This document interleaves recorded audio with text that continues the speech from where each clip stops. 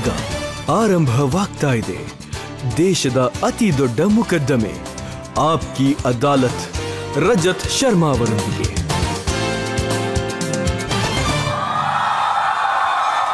ನಮಸ್ಕಾರ, thank you.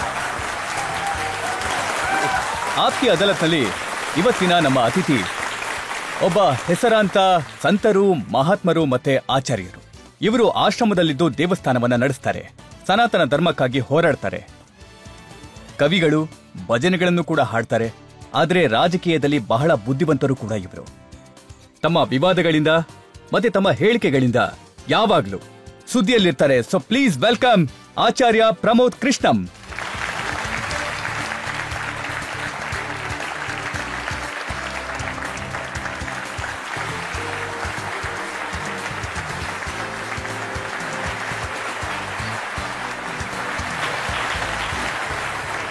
ಮತ್ತೆ ನಾನೀಗ ಆಪ್ಕಿ ಅದಾಲತ್ಗೆ ಸ್ವಾಗತ ಮಾಡ್ತಾ ಇದ್ದೇನೆ ನಮ್ಮ ಇವತ್ತಿನ ಜಡ್ಜ್ ಅನ್ನ.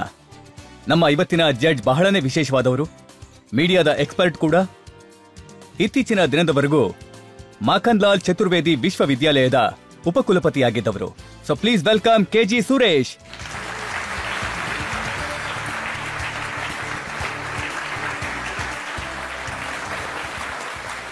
ವಾದ ವಿವಾದ ಶುರು ಮಾಡಿ. ಸೊ ಆಚಾರ್ಯ ಅವರೇ, ನೀವು ಸಿದ್ಧವಾಗಿದ್ದೀರಾ? ಕಾರ್ಯಕ್ರಮ ಶುರು ಮಾಡೋಣವಾ? ನಾನು ಬಂದಾಗಿದೆ. ಬನ್ನಿ ಹಾಗಿದ್ರೆ ಶುರು ಮಾಡೋಣ ಇವತ್ತಿನ ಮೊಕದ್ದಮೆಯನ್ನ. ಆಪ್ಕಿ ಅದಾಲತ್ನಲ್ಲಿ ಮೊದಲ ಆರೋಪ ಆಚಾರ್ಯ ಪ್ರಮೋದ್ ಕೃಷ್ಣಂ ಅವರ ಮೇಲೆ. ಆಪ್ಕಿ ಅದಾಲತ್ನಲ್ಲಿ ಆಚಾರ್ಯ ಪ್ರಮೋದ್ ಕೃಷ್ಣಂ ಅವರ ಮೇಲಿರುವ ಆರೋಪವೆಂದರೆ ಇವರೊಬ್ಬ ವೇಷಧಾರಿ ಎಂಬುದು.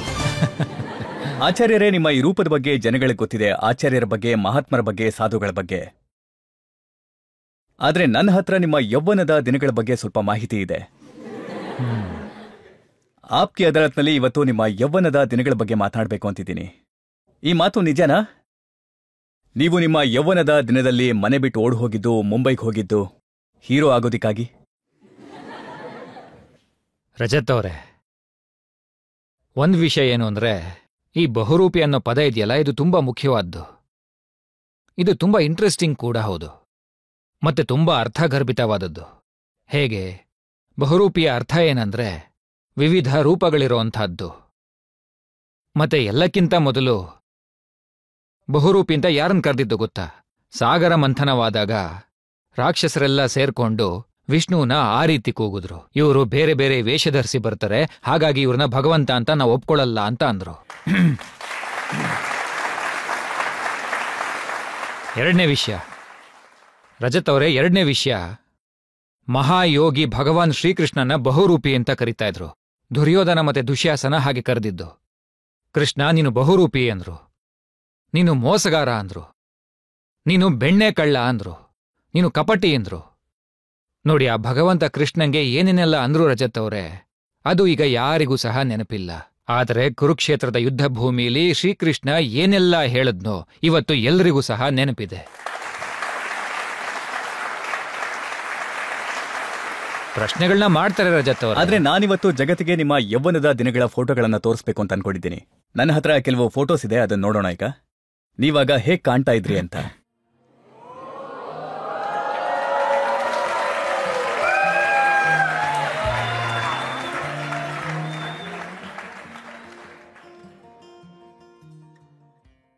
ನೀವು ಹೀರೋ ಆಗೋದಕ್ಕೆ ಅಂತ ಹೋದಾಗ ಸ್ವಲ್ಪ ಮನೆಯಿಂದ ಹಣ ಮತ್ತೆ ಒಡವೆನೂ ತಗೊಂಡು ಹೋಗಿದ್ರಿ. ಇದನ್ನ ನೋಡಿ ತುಂಬಾ ಭಾವುಕನಾಗ್ಬಿಟ್ಟೆ ನಾನು. ಈ ಫೋಟೋಗಳನ್ನ ನೋಡಿ ನನಗೆ ನಂಬಿಕೆ ಬರ್ತಾ ಇಲ್ಲ. ಇದನ್ನೆಲ್ಲ ನೋಡಿ ಇಲ್ಲಿ ಕೂತಿರೋಂಥ ಈ ವ್ಯಕ್ತಿ ನಿಜವಾಗ್ಲೂ ಆತನೇನಾ ಅನ್ನಿಸ್ತಿದೆ. ಆದ್ರೆ ರಜತ್ ಅವರೇ, एक हमें आवारा कहना कोई बड़ा इल्जाम नहीं, एक हमें आवारा कहना कोई बड़ा इल्जाम नहीं, दुनिया वाले दिल वालों को और बहुत कुछ कहते हैं.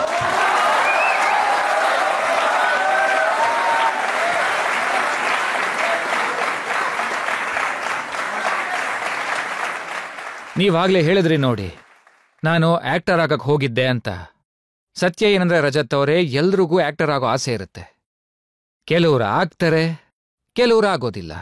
ನೋಡಿ, ನಿಮ್ ಥರ ಡೈರೆಕ್ಟರ್ ಸಿಕ್ಕಿದ್ರೆ ಯಾರು ಬೇಕಿದ್ರೂ ಆಕ್ಟರ್ ಆಗ್ತಾರೆ. ಅದೇ ನಿಮ್ಮಂಥವ್ರು ಸಿಗ್ಲಿಲ್ಲ ಅಂತಂದ್ರೆ ಆದ್ರೆ ಈ ಮಾತು ಕೂಡ ಸತ್ಯನೇ. ನೀವು ಮನೇನ ಹಾಳು ಮಾಡಿ ತಮಾಷೆ ನೋಡಿದ್ರಿ, ಮನೆ ಹಣನೆಲ್ಲ ಸಿನಿಮಾಗೆ ಅಂತ ಇನ್ವೆಸ್ಟ್ ಮಾಡಿದ್ರಿ. आई मौज फकीर की दिया झोंपड़ा फूंक. ಮತ್ತೆ ನೀವು ಮಾಡ್ತಿರೋ ಆರೋಪ ಇದೆಯಲ್ಲ ರಜತ್ ಅವರೇ, ಅದಕ್ಕೆ ಉತ್ತರ ಇಲ್ಲೇ ಇದೆ ನೋಡಿ. ನಾನು ಇವತ್ತು ತಿರುಕ ಅಲ್ಲ, ಚಿಕ್ಕಂದಿನಿಂದನೂ ತಿರುಕಾನೆ ಅಂತ. ಮತ್ತೆ ನೀವು ಹೀರೋ ಆಗೋದಿಕ್ ಸಾಧ್ಯ ಆಗದೆ ಇದ್ದಾಗ ನೀವು ಕವಿತೆಗಳು ಬರೆಯೋದಿಕ್ ಶುರು ಮಾಡಿದ್ರಿ, ಸಿನಿಮಾಗಳಿಗೆ ಹಾಡು ಬರೆಯೋದಕ್ಕೆ ಪ್ರಯತ್ನ ಮಾಡಿದ್ರಿ. ಪ್ರಯತ್ನ ಪಡ್ಲಿಲ್ಲ, ನಾನು ಬರ್ದೆ.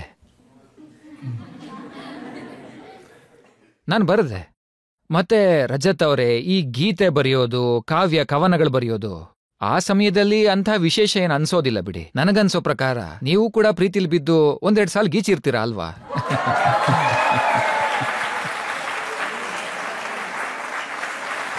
ಆದ್ರೆ ಇವತ್ತು ಮೊಕದ್ದಮೆ ನಡೀತಾ ಇರೋದು ನಿಮ್ ಮೇಲೆ, ಹಾಗಾಗಿ ನೀವೇ ಹೇಳ್ಬೇಕು, ಯಾವ ನಾಗಿನಿಯ ಮೋಹಕ್ಕೊಳಗಾಗಿ ನೀವು ಹಾಡನ್ನ ಬರೆದ್ರಿ?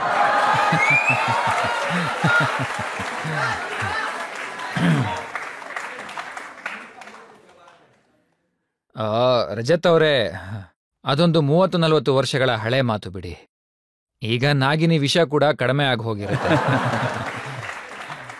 ಆದ್ರೆ ನಿಮ್ಮ ರಿಸರ್ಚ್ ಟೀಮ್ ಅವ್ರಿಗೆ ನಾನು ಧನ್ಯವಾದಗಳನ್ನ ಹೇಳಲೇಬೇಕು. ಯಾಕಂದ್ರೆ ನಿಜವಾಗ್ಲೂ ಅವರು ಇಷ್ಟೊಂದು ಆಳವಾಗಿ ರಿಸರ್ಚ್ ಮಾಡಿದಾರಲ್ಲ. ಒಂದ್ ವಿಷಯ ಏನಂದ್ರೆ, ನನ್ನ ಹತ್ರ ನಿಮ್ಮಂತ ಒಳ್ಳೆ ರಿಸರ್ಚ್ ಟೀಮ್ ಇಲ್ಲ ಅಂದಿದ್ರೆ ನಿಮ್ ಬಗ್ಗೆ ನಾನು ಕೂಡ ಅದೇ ರಿಸರ್ಚ್ ಮಾಡಿರ್ತಿದ್ದೆ. ಏನಾಯ್ತು ಅಂದ್ರೆ, ನಾವು ಮುಂಬೈಗೆ ಹೋಗಿದ್ವಿ. ಅಲ್ಲಿ ಆಗ ಕಿಶೋರ್ ಕುಮಾರ್ ಅವರು ತುಂಬಾ ದೊಡ್ಡ ಗಾಯಕರಾಗಿದ್ರು. ಅವ್ರ ಜೊತೆ ಭೇಟಿ ಆಯ್ತು. ಮತ್ತೆ ಅವರು ನಾನು ಬರ್ದಿರೋ ಒಂದು ಹಾಡನ್ನು ಹಾಡಿದ್ರು. ಅದರ ಒಂದೆರಡು ಲೈನ್ನ ಇಲ್ಲಿ ಹೇಳ್ತೀನಿ. ನಾಗಿಣಿ ಬಗ್ಗೆ ಕೂಡ ಅದರಲ್ಲಿದೆ, ಅದಕ್ಕೋಸ್ಕರ.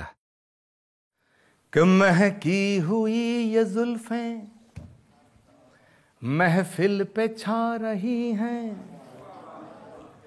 जालिम तेरी अदाएं. ಇದು 40 ವರ್ಷಗಳ ಹಿಂದಿನ ಪ್ರಮೋದ್ ಆಗಿದ್ರು, ಈಗಿನವರಲ್ಲ. जालिम तेरी अदाएं दिल को लुभा रही हैं.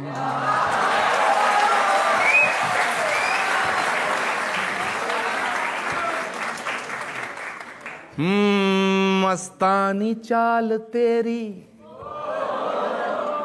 ರಜಜ್ಜಿ, ನೀವೀಗ ಯುವಕನಾಗೋಕ್ಕಿಂತ ಇನ್ನು ಹಿಂದಿನ ಸಮಯ ಕರ್ಕೊಂಡು ಹೋಗ್ಬಿಟ್ರಿ ನನ್ನ. ಮತ್ತೆ ಹಾಗೆ ಇನ್ನೊಂದು ವಿಷಯ ನೋಡಿ, ಈಗ ನಾನು ಹೇಳ್ತಿರೋದು ಸತ್ಯ. ಈ ಶೋ ಏನಾದ್ರೂ ಟೆಲಿಕಾಸ್ಟ್ ಆದ್ರೆ ತುಂಬಾ ಜನ ನನ್ನ ಮೇಲೆ ಕತ್ತಿ ಬಂದೂಕು ತಗೊಂಡು ಯುದ್ಧಕ್ಕೆ ಬರ್ತಾರೆ. के मस्तानी चाल तेरी जैसे लहरती नागन, आपास आके डस ले हमसे छुड़ा न दाना.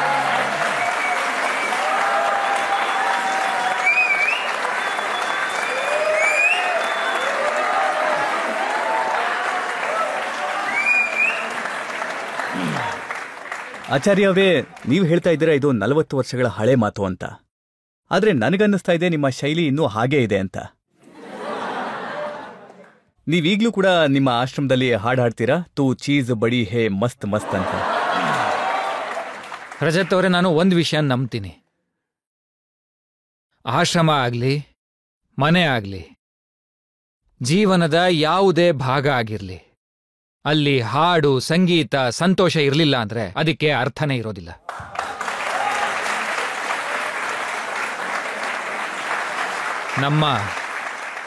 ನಮ್ಮ ಈ ಸನಾತನ ಭಾರತದ ಸಂಸ್ಕೃತಿ, ಭಾರತದ ಸಭ್ಯತೆ, ಭಾರತದ ಸಂಸ್ಕಾರ, ಇದರಲ್ಲಿ ಯಾರು ನೃತ್ಯ ಮಾಡಿಲ್ಲ ಹೇಳಿ?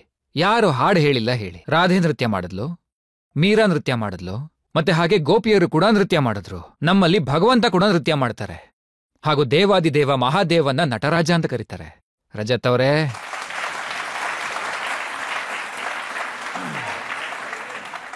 ಮತ್ತೆ ರಜತ್ ಅವರೇ, ಕುಣಿಬೇಕು ಅಂತ ನಿಮ್ಮನ್ಸು ಕೂಡ ಆಸೆ ಪಡ್ತಿರುತ್ತೆ.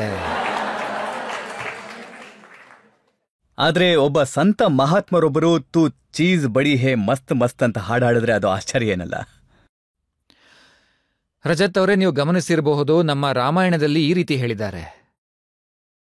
ಪ್ರತಿಯೊಂದು ವಿಷಯವನ್ನು ನೋಡುವಂತ ಬೇರೆ ಬೇರೆ ದೃಷ್ಟಿಕೋನಗಳಿರುತ್ತವೆ. ಒಬ್ಬರಿಂದ ಒಬ್ರಿಗದು ಬೇರೆ ಆಗತ್ತೆ. ಮರ್ಯಾದಾ ಪುರುಷೋತ್ತಮ ಭಗವಂತ ಶ್ರೀರಾಮ ಜಗತ್ತು ಅವರನ್ನ ಭಗವಂತ ಅನ್ನತ್ತೆ. ನಾನು ಕೂಡ ಹಾಗೆ ಕರಿತೀನಿ. ಆದ್ರೆ ಕೆಲವು ಜನ ಅವರ ಅಸ್ತಿತ್ವವನ್ನೇ ಪ್ರಶ್ನೆ ಮಾಡ್ತಾರೆ. ಅವ್ರಿಗೇನ್ ಹೇಳ್ತೀರಾ ನೀವು? ನಾನ್ ನಿಮ್ಮನ್ನ ಈ ಮಾತು ಕೇಳಬೇಕು. ಹೇಮಾ ಮಾಲಿನಿ ಅವರು ನಿಮ್ಮ ಆಶ್ರಮಕ್ಕೆ ಬಂದಾಗ ನೀವು ಅವ್ರನ್ನ ಯಾವ ದೃಷ್ಟಿಯಿಂದ ನೋಡ್ತೀರಾ?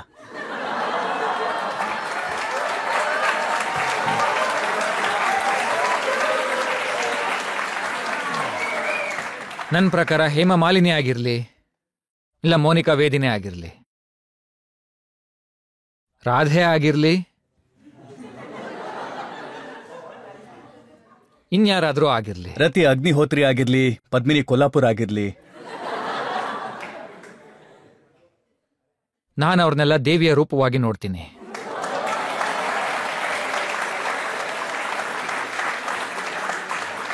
ಹಾ, ನಮ್ಮಲ್ಲಿ ಹೀಗೆಲ್ಲ ಹೇಳಿದಾರಲ್ಲ, ನೀವು ಗಮನಿಸಿರ್ಬೋದು. ನಮ್ಮ ಸನಾತನ ಶಾಸ್ತ್ರಗಳಲ್ಲಿ ಹೀಗೆ ಹೇಳಿದ್ದಾರೆ, ಯತ್ರ ನಾರ್ಯಸ್ತು ಪೂಜ್ಯಂತೆ ರಮಂತೆ ತತ್ರ ದೇವತಾಃ. ಯಾವ ಭೂಮಿಯಲ್ಲಿ, ಯಾವ ಪ್ರದೇಶದಲ್ಲಿ, ಯಾವ ಜಾಗದಲ್ಲಿ ಮತ್ತೆ ಯಾವ ಮನೆಯಲ್ಲಿ ಸ್ತ್ರೀಯ ಪೂಜೆ ಆಗೋದಿಲ್ವೋ, ಸ್ತ್ರೀಯನ್ನ ದೇವಿ ರೂಪದಲ್ಲಿ ನೋಡೋದಿಲ್ವೋ, ಆ ಮನೆ ಯಾವತ್ತೂ ಏಳಿಗೆ ಆಗೋದಿಲ್ಲ ಅಂತ. ಆಚಾರ್ಯ ಅವರೇ, ಸ್ವಲ್ಪ ಇರಿ ರಜತ್ ಅವರೇ, ನನಗೆ ಇನ್ನೊಂದು 10 ಸೆಕೆಂಡ್ ಟೈಮ್ ಕೊಡಿ. ನೋಡಿ, ನಮ್ಗೆ ಹಣದ ಅವಶ್ಯಕತೆ ಬಿದ್ದಾಗ ನಾವು ಹೇಳ್ತೀವಿ, ಯಾ ದೇವಿ ಸರ್ವಭೂತೇಷು ಲಕ್ಷ್ಮೀ ರೂಪೇಣ ಸಂಸ್ಥಿತ, ನಮಸ್ತಸ್ಯೈ ನಮಸ್ತಸ್ಯೈ ನಮಸ್ತಸ್ಯೈ ನಮೋ ನಮಃ. ಅದೇ ನಮ್ಗೆ ವಿದ್ಯೆ ಬೇಕಿದ್ದಾಗ, ನಮ್ಗೆ ಜ್ಞಾನ ಬೇಕಿದ್ದಾಗ ನಾವು ಹೇಳ್ತೀವಿ, ಯಾ ದೇವಿ ಸರ್ವಭೂತೇಷು ಸರಸ್ವತ್ಯೈ ರೂಪೇಣ ಸಂಸ್ಥಿತ, ನಮಸ್ತಸ್ಯೈ ನಮಸ್ತಸ್ಯೈ ನಮಸ್ತಸ್ಯೈ ನಮೋ ನಮಃ. ಮತ್ತೆ ನಮ್ಗೆ ಶಕ್ತಿ ಬೇಕಿದ್ದಾಗ, ನಮಗೆ ತಾಕತ್ತು ಬೇಕಿದ್ದಾಗ, ನಮ್ಗೆ ದೃಢತೆ ಬೇಕಿದ್ದಾಗ ನಾವು ಹೇಳ್ತೀವಿ, ಯಾ ದೇವಿ ಸರ್ವಭೂತೇಷು ಶಕ್ತಿ ರೂಪೇಣ ಸಂಸ್ಥಿತ, ನಮಸ್ತಸ್ಯೈ ನಮಸ್ತಸ್ಯೈ ನಮಸ್ತಸ್ಯೈ ನಮೋ ನಮಃ. ಆಚಾರ್ಯ ಅವರೇ, ಭಯೋತ್ಪಾದಕ ಅಬು ಸಲೇಂನ ಸಹವರ್ತಿ ಮೋನಿಕಾ ಬೇಡಿನ ದೇವತೆ ಅಂತ ಹೇಳಿ ನಮಸ್ಕಾರ ಮಾಡ್ತೀನಿ ಅಂತ ಹೇಳೋರು ಜಗತ್ತಲ್ಲಿ ನೀವೊಬ್ರೇ ಅನ್ಸತ್ತೆ. ಮೋನಿಕಾ ಬೇದಿ ಅವರು ಯಾವುದೇ ತಪ್ಪು ಮಾಡಿರಲಿಲ್ಲ. ತಪ್ಪು ಮಾಡಿರೋರು ಯಾರು ಅಂದ್ರೆ, ಅವ್ರಿಗೆ ಮೋಸ ಮಾಡಿದಂಥವ್ರು, ಅಂದ್ರೆ ಆ ಆತಂಕವಾದಿ ಅಬು ಸಲೇಂ ಮಾಡಿರೋದು. ಮತ್ತೆ ಆ ಆತಂಕವಾದಿಗೆ ಸಿಕ್ಕಂತಹ ಶಿಕ್ಷೆ ಏನಿದೆ, ಅದಕ್ಕಿಂತ ಎಷ್ಟೋ ಪಟ್ಟು ಹೆಚ್ಚು ಶಿಕ್ಷೆಯನ್ನ ಮೋನಿಕಾ ಬೇಡಿಯವರು ಅನುಭವಿಸಿದ್ರು. ಆದ್ರೆ ಭಾರತದ ಸರ್ವೋಚ್ಚ ನ್ಯಾಯಾಲಯ ಅವ್ರನ್ನ ಬಿಡುಗಡೆ ಮಾಡ್ತು. ಮೋನಿಕಾ ಬೇಡಿಯವರಿಗೆ ಮೋನಿಕಾ ಬೇಡಿ ಆಗುವಂತ ಪ್ರಿವಿಲೇಜ್ನ ಕೊಡಬೇಡಿ, ಹಾಗೆ ಮೋನಿಕಾ ಬೇಡಿಯವರಿಗೆ ಮೋನಿಕಾ ಬೇಡಿ ಆಗುವಂತ ಶಿಕ್ಷೆ ಕೂಡ ಕೊಡಬೇಡಿ. ನಾನು ಕೇಳ್ಪಟ್ಟೆ ರಾಧೇಮಾಗೆ ಜನರ ಮಡಿಲಲ್ಲಿ ಕೂರೋದನ್ನ ನೀವೇ ಹೇಳ್ಕೊಟ್ರಿ ಅಂತ. ಇದನ್ನ ರಾಧೇಮಾ ಅವರೇ ಹೇಳಬೇಕು.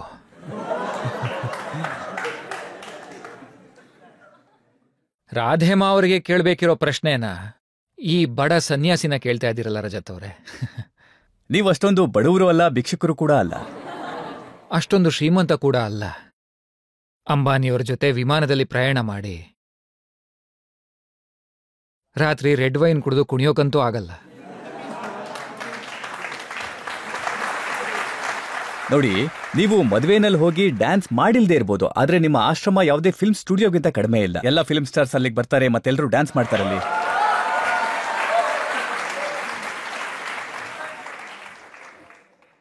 ಅದೊಂದು ತುಂಬಾ ಪವಿತ್ರವಾದ ಸ್ಥಳ, ಎಲ್ಲರಿಗೂ ಶಾಂತಿ ಸಿಗುವಂತ ಸ್ಥಳ. ನಮ್ಮ ಪುರಾಣಗಳಲ್ಲಿ ಹೇಳಿದೆ, ಭಗವಂತ ವಿಷ್ಣು 10 ಅವತಾರಗಳನ್ನ ತಾಳಿ ಭೂಮಿಲಿ ಅಧರ್ಮವನ್ನ ನಾಶ ಮಾಡ್ತಾರೆ ಅಂತ, ಧರ್ಮವನ್ನ ಪುನಃ ಸ್ಥಾಪಿಸ್ತಾರೆ ಅಂತ. ಭಗವಂತ ರಾಮ 7ನೇ ಅವತಾರ, ಭಗವಂತ ಕೃಷ್ಣ 8ನೇ ಅವತಾರ. ಶ್ರೀ ಕಲ್ಕಿ ನಾರಾಯಣ ಅನ್ನೋ ಹೆಸರಲ್ಲಿ ಭಗವಂತ ಮತ್ತೆ ಶಾಂಬಾಲದಲ್ಲಿ ಜನಿಸ್ತಾರೆ ಅಂತ ಪುರಾಣಗಳಲ್ಲಿ ಹೇಳಿದೆ. ಯಾವ ಜಾಗದಲ್ಲಿ ಭಗವಂತ ಬರ್ತಾರೋ ಅದು ತೀರ್ಥಕ್ಷೇತ್ರ ಆಗುತ್ತೆ. ಹಾಗಾಗಿ ಯಾವ ಜಾಗದಲ್ಲಿ ಭಗವಂತ ಬಂದಿದಾರೋ ಅದು ಕೂಡ ತೀರ್ಥಕ್ಷೇತ್ರ ಆಗ್ಬೇಕಲ್ವಾ. ಹಾಗಾಗಿ ನಾನು 18 ವರ್ಷಗಳ ಮೊದಲೇ ಈ ಸಂಕಲ್ಪ ಮಾಡಿದ್ದೆ.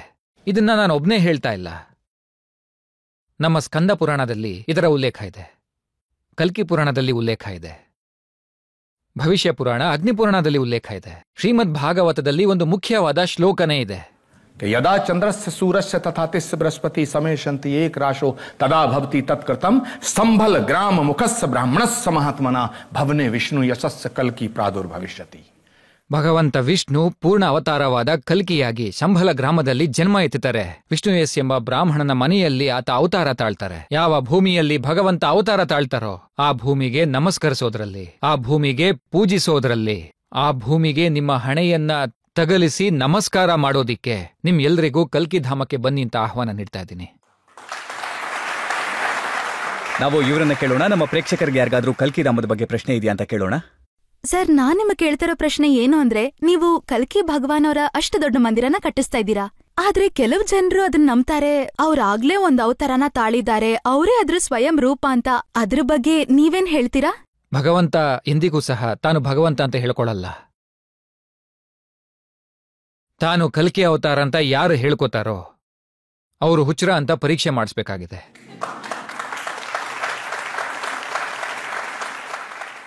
ಮತ್ತೆ ಅವರನ್ನೂ ಸಹ ರಜತ್ ಶರ್ಮಾ ಅವರ ಕಟಕಟೆಯಲ್ಲಿ ತಂದು ನಿಲ್ಲಿಸಬೇಕು. ಕೆಲವರಂತೂ ಸಿನಿಮಾನೇ ಮಾಡಿದ್ದಾರೆ ಕಲ್ಕಿ ಅವತಾರದಲ್ಲಿ. ಅದು ಬೇರೆ ವಿಚಾರ. ಫಿಲಂಗಳನ್ನ ಮಾಡಬೇಕು. ಭಗವಂತನ ಎಷ್ಟು ಅವತಾರಗಳಿದೆಯೋ ಅದ್ರ ಮೇಲೆ ಫಿಲಂಗಳು ಬಂದಿವೆ, ಸೀರಿಯಲ್ ಕೂಡ ಬಂದಿವೆ. ಹಾಗೆ ಇನ್ನೊಂದು ವಿಷಯ ರಜತ್ ಅವರೇ, ನಾನು ಮೊದಲನೇ ಬಾರಿ ಹೇಮಮಾಲಿನಿ ಅವ್ರನ್ನ ಭೇಟಿಯಾದಾಗ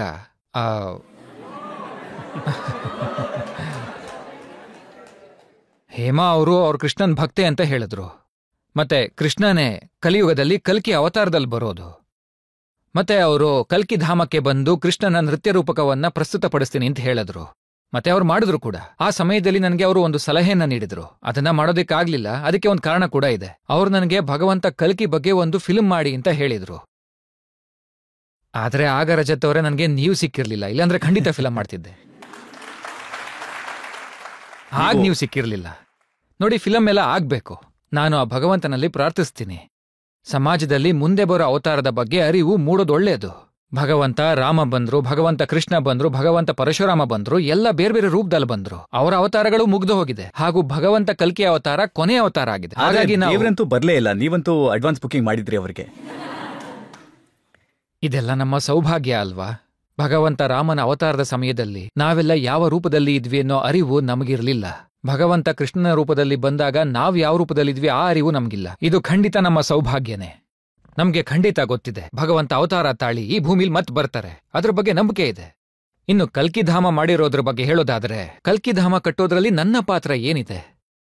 ತನ್ನ ಜೀವನ ಇಡೀ ಸವಸಿದ್ರು ಒಂದು ಮನೆಯನ್ನ ಕಟ್ಟೋದಿಕ್ಕೆ ಮನುಷ್ಯನ ಕೆಲ್ ಸಾಧ್ಯ ಇಲ್ಲ. ಇನ್ನು ಭಗವಂತನ್ಗೆ ಮನೆ ಕೊಟ್ಟೋದು ನಮ್ ಕೆಲ್ ಸಾಧ್ಯ ಆಗತ್ತಾ? ಭಗವಂತ ಯಾರನ್ನ ಆಯ್ಕೆ ಮಾಡ್ತಾನೋ ಆತನಿಂದ ಮಾತ್ರ ಮನೆಯನ್ನ ನಿರ್ಮಿಸೋದಕ್ ಸಾಧ್ಯ. ಆಚಾರ್ಯಜಿ, ಎಲ್ರೂ ಕೂಡ ಈ ಮಾತನ್ನ ನಂಬೋದಿಲ್ಲ. ನೀವು ಕಲ್ಕಿ ಧಾಮನ ಕಟ್ಟಬೇಕಾದ್ರೆ ಅಖಿಲೇಶ್ ಯಾದವ್ ನಿಮ್ಮ ಡೇರೆಗಳನ್ನ ಕಿತ್ ಹಾಕಿದ್ರು. ನೀವು ಹೇಳಿದ್ ಸರಿಯಾಗಿದೆ. 7 ನವೆಂಬರ್ 2016ಕ್ಕೆ ಕಲ್ಕಿಧಾಮದ ಶಿಲಾನ್ಯಾಸಕ್ಕೆ ಎಲ್ಲ ತಯಾರಿನೂ ಮಾಡಲಾಗಿತ್ತು. ದೇಶದ ಎಲ್ಲ ಸಂತ ಮಹಾತ್ಮರು ಅಲ್ಲಿ ಉಪಸ್ಥಿತರಿದ್ರು. ಕಲ್ಕಿ ಭಗವಂತನ ಲಕ್ಷಾಂತರ ಭಕ್ತರು ದೇಶದ ಕೋಣೆ ಕೋಣೆಯಿಂದ ಅಲ್ಲಿಗೆ ಬಂದಿದ್ರು. ಗರ್ಭಗೃಹಕ್ಕೆ ಅಲ್ಲಿ ಅಗೆಯಲಾಗಿತ್ತು. ಆದರೆ 6 ನವೆಂಬರ್ 2016ರ ರಾತ್ರಿ ಅಖಿಲೇಶ್ ಯಾದವ್ ಅವರ ಸರ್ಕಾರ ಆ ಜಾಗಕ್ಕೆ ನಿರ್ಬಂಧನೆ ಹಾಕಿದ್ರು. ಅವರು ಕಂಬಗಳನ್ನ ಕಿತ್ತು ಹಾಕಿದ್ರು. ಆದರೆ ಭಗವಂತನ ಲೀಲೆ ಹೇಗಿರುತ್ತೆ ನೋಡಿ, ಅವರ ಬುಡನೆ ಅಲ್ಲಾಡಿ ಹೋಯ್ತು. ಆದ್ರೆ ನೋಡಿ, ಅವರ ಕನ್ಸರ್ನ್ ಅಂತೂ 2017ಕ್ಕೆ ಅವರ ಪರಿಸ್ಥಿತಿ ಹೇಗಾಯ್ತು ಅಂದ್ರೆ ಇಲ್ಲಿ ತನಕ ಅವರು ಅದರಿಂದ ಹೊರಬರೋದಕ್ಕಾಗಿಲ್ಲ. ಆದ್ರೆ ಆಚಾರ್ಯಜಿ, ಅವರ ಕಾಳಜಿ ಸರಿಯಾಗಿತ್ತು ಅಲ್ವಾ? ಸಂಬಲ್ ಒಂದು ಎಂಥ ಪ್ರದೇಶ ಅಂತಂದ್ರೆ ಆ ಜಾಗದಲ್ಲಿ ಮುಸ್ಲಿಂ ಜನಸಂಖ್ಯೆ ಜಾಸ್ತಿ ಇದೆ. ಮತ್ತೆ ಅಲ್ಲಿ ನೀವು ದೇವಸ್ಥಾನ ಕಟ್ಟಿದ್ರೆ ಗಲಭೆ ಆಗೋದಂತೂ ಖಂಡಿತ ಅಲ್ವಾ? 1947ರಲ್ಲಿ ಗಲಭೆ ಮಾಡಿಸಿದ್ದು ಯಾರು? ಆ ಕಲ್ಕಿಧಾಮ ಇರ್ಲಿಲ್ವಲ್ಲ. ಕಲ್ಕಿಧಾಮ ಕಟ್ಟೋ ಯೋಚನೆ ಕೂಡ ಇರಲಿಲ್ಲ. ಈ ದಂಗೆ ಗಲಭೆನ ಮಸೀದಿ ಮಂದಿರಗಳು ಮಾಡೋದಿಲ್ಲ ರಜತ್ ಅವರೇ. ಈ ದಂಗೆಗಳನ್ನ ಯಾರು ಮಾಡ್ತಾರೆ, ಯಾರು ಮಾಡಿಸ್ತಾರೆ ಅಂದ್ರೆ ತಮ್ಮ ಮನಸ್ಸಿನಲ್ಲಿ ದ್ವೇಷನ ಇಟ್ಕೊಂಡಿರೋಂಥವ್ರು, ಧರ್ಮದ ಬಗ್ಗೆ ಗೊತ್ತಿಲ್ಲದೆ ಇರೋಂಥವ್ರು, ಹಾಗೂ ಧರ್ಮವನ್ನ ತಪ್ಪಾಗಿ ಇಂಟರ್ಪ್ರಿಟೇಷನ್ ಮಾಡೋಂಥವ್ರು. ಈ ಧರ್ಮ ಏನಿದೆ, ಮನುಷ್ಯ ತನ್ನ ಹುಟ್ಟಿನಿಂದ ಸಾಯೋ ತನಕ ಈ ಧರ್ಮದಿಂದ ವಿಮುಖನಾಗೋದಿಕ್ಕೆ ಸಾಧ್ಯನೇ ಇಲ್ಲ ನೋಡಿ. ಆದ್ರೆ ಯಾವ ಧರ್ಮದಲ್ಲಿ ಈ ಪ್ರೇಮ, ತ್ಯಾಗ, ತಪಸ್ಸು, ಕ್ಷಮೆ, ಕರುಣೆ ಇದೆಲ್ಲ ಯಾವ ಧರ್ಮದಲ್ಲಿಲ್ಲ ಹೇಳಿ? ಭಗವಂತನನ್ನ ಏನಂತ ಕರೀತಾರೆ? ಕರುಣಾಮಯಿ ಅಂತಾರೆ. ಭಗವಂತನನ್ನ ಏನಂತಾರೆ? ದೀನಬಂಧು ಅಂತಾರೆ. ದಯಾಸಾಗರ ಅಂತಾರೆ. ದಯಾಸಾಗರನಾದವನು, ದೀನಬಂಧು ಆದವನು, ಕರುಣಾಮಯಿ ಆದವನು ದ್ವೇಷವನ್ನ ಹೇಗೆ ಬಿತ್ತೋಕ್ ಸಾಧ್ಯ? ದಂಗೆಯನ್ನ ಹೇಗೆ ಮಾಡೋದಕ್ ಸಾಧ್ಯ? ಈ ದಂಗೆ ಮಾಡೋ ಜನ ಇದ್ದಾರಲ್ಲ ರಜತ್ ಅವರೇ, ಇವರು ಭಾರತದಲ್ಲಿ ಮೊದಲು ಕೂಡ ಇದ್ರು, ಈಗ್ಲೂ ಇದ್ದಾರೆ, ಮತ್ತೆ ಮುಂದೆ ಕೂಡ ಇದ್ದೇ ಇರ್ತಾರೆ. ಆದ್ರೆ ಈ ದಂಗೆ ಮಾಡ್ಸೋರಿಗೆ ಚಿಕಿತ್ಸೆ ಕೊಡು, ಸರಿ ಮಾಡೋಂಥ ವ್ಯಕ್ತಿ ಮುಂಚೆನೂ ಇದ್ರು, ಈಗ್ಲೂ ಇದ್ದಾರೆ, ಮುಂದೆನೂ ಬರ್ತಾರೆ. ನೀವು ಫರೂಕ್ ಅಬ್ದುಲ್ಲಾ ಅವರನ್ನ ಕರೆಸಿದಾಗ ಏನನ್ನ ಯೋಚಿಸಿ ಕರೆಸಿದ್ರಿ? ಗಲಾಟೆ ಮಾಡೋರು ಅಂತಾನ ಅಥವಾ ಅದನ್ನ ತಡೆಯೋರು ಅಂತಾನ?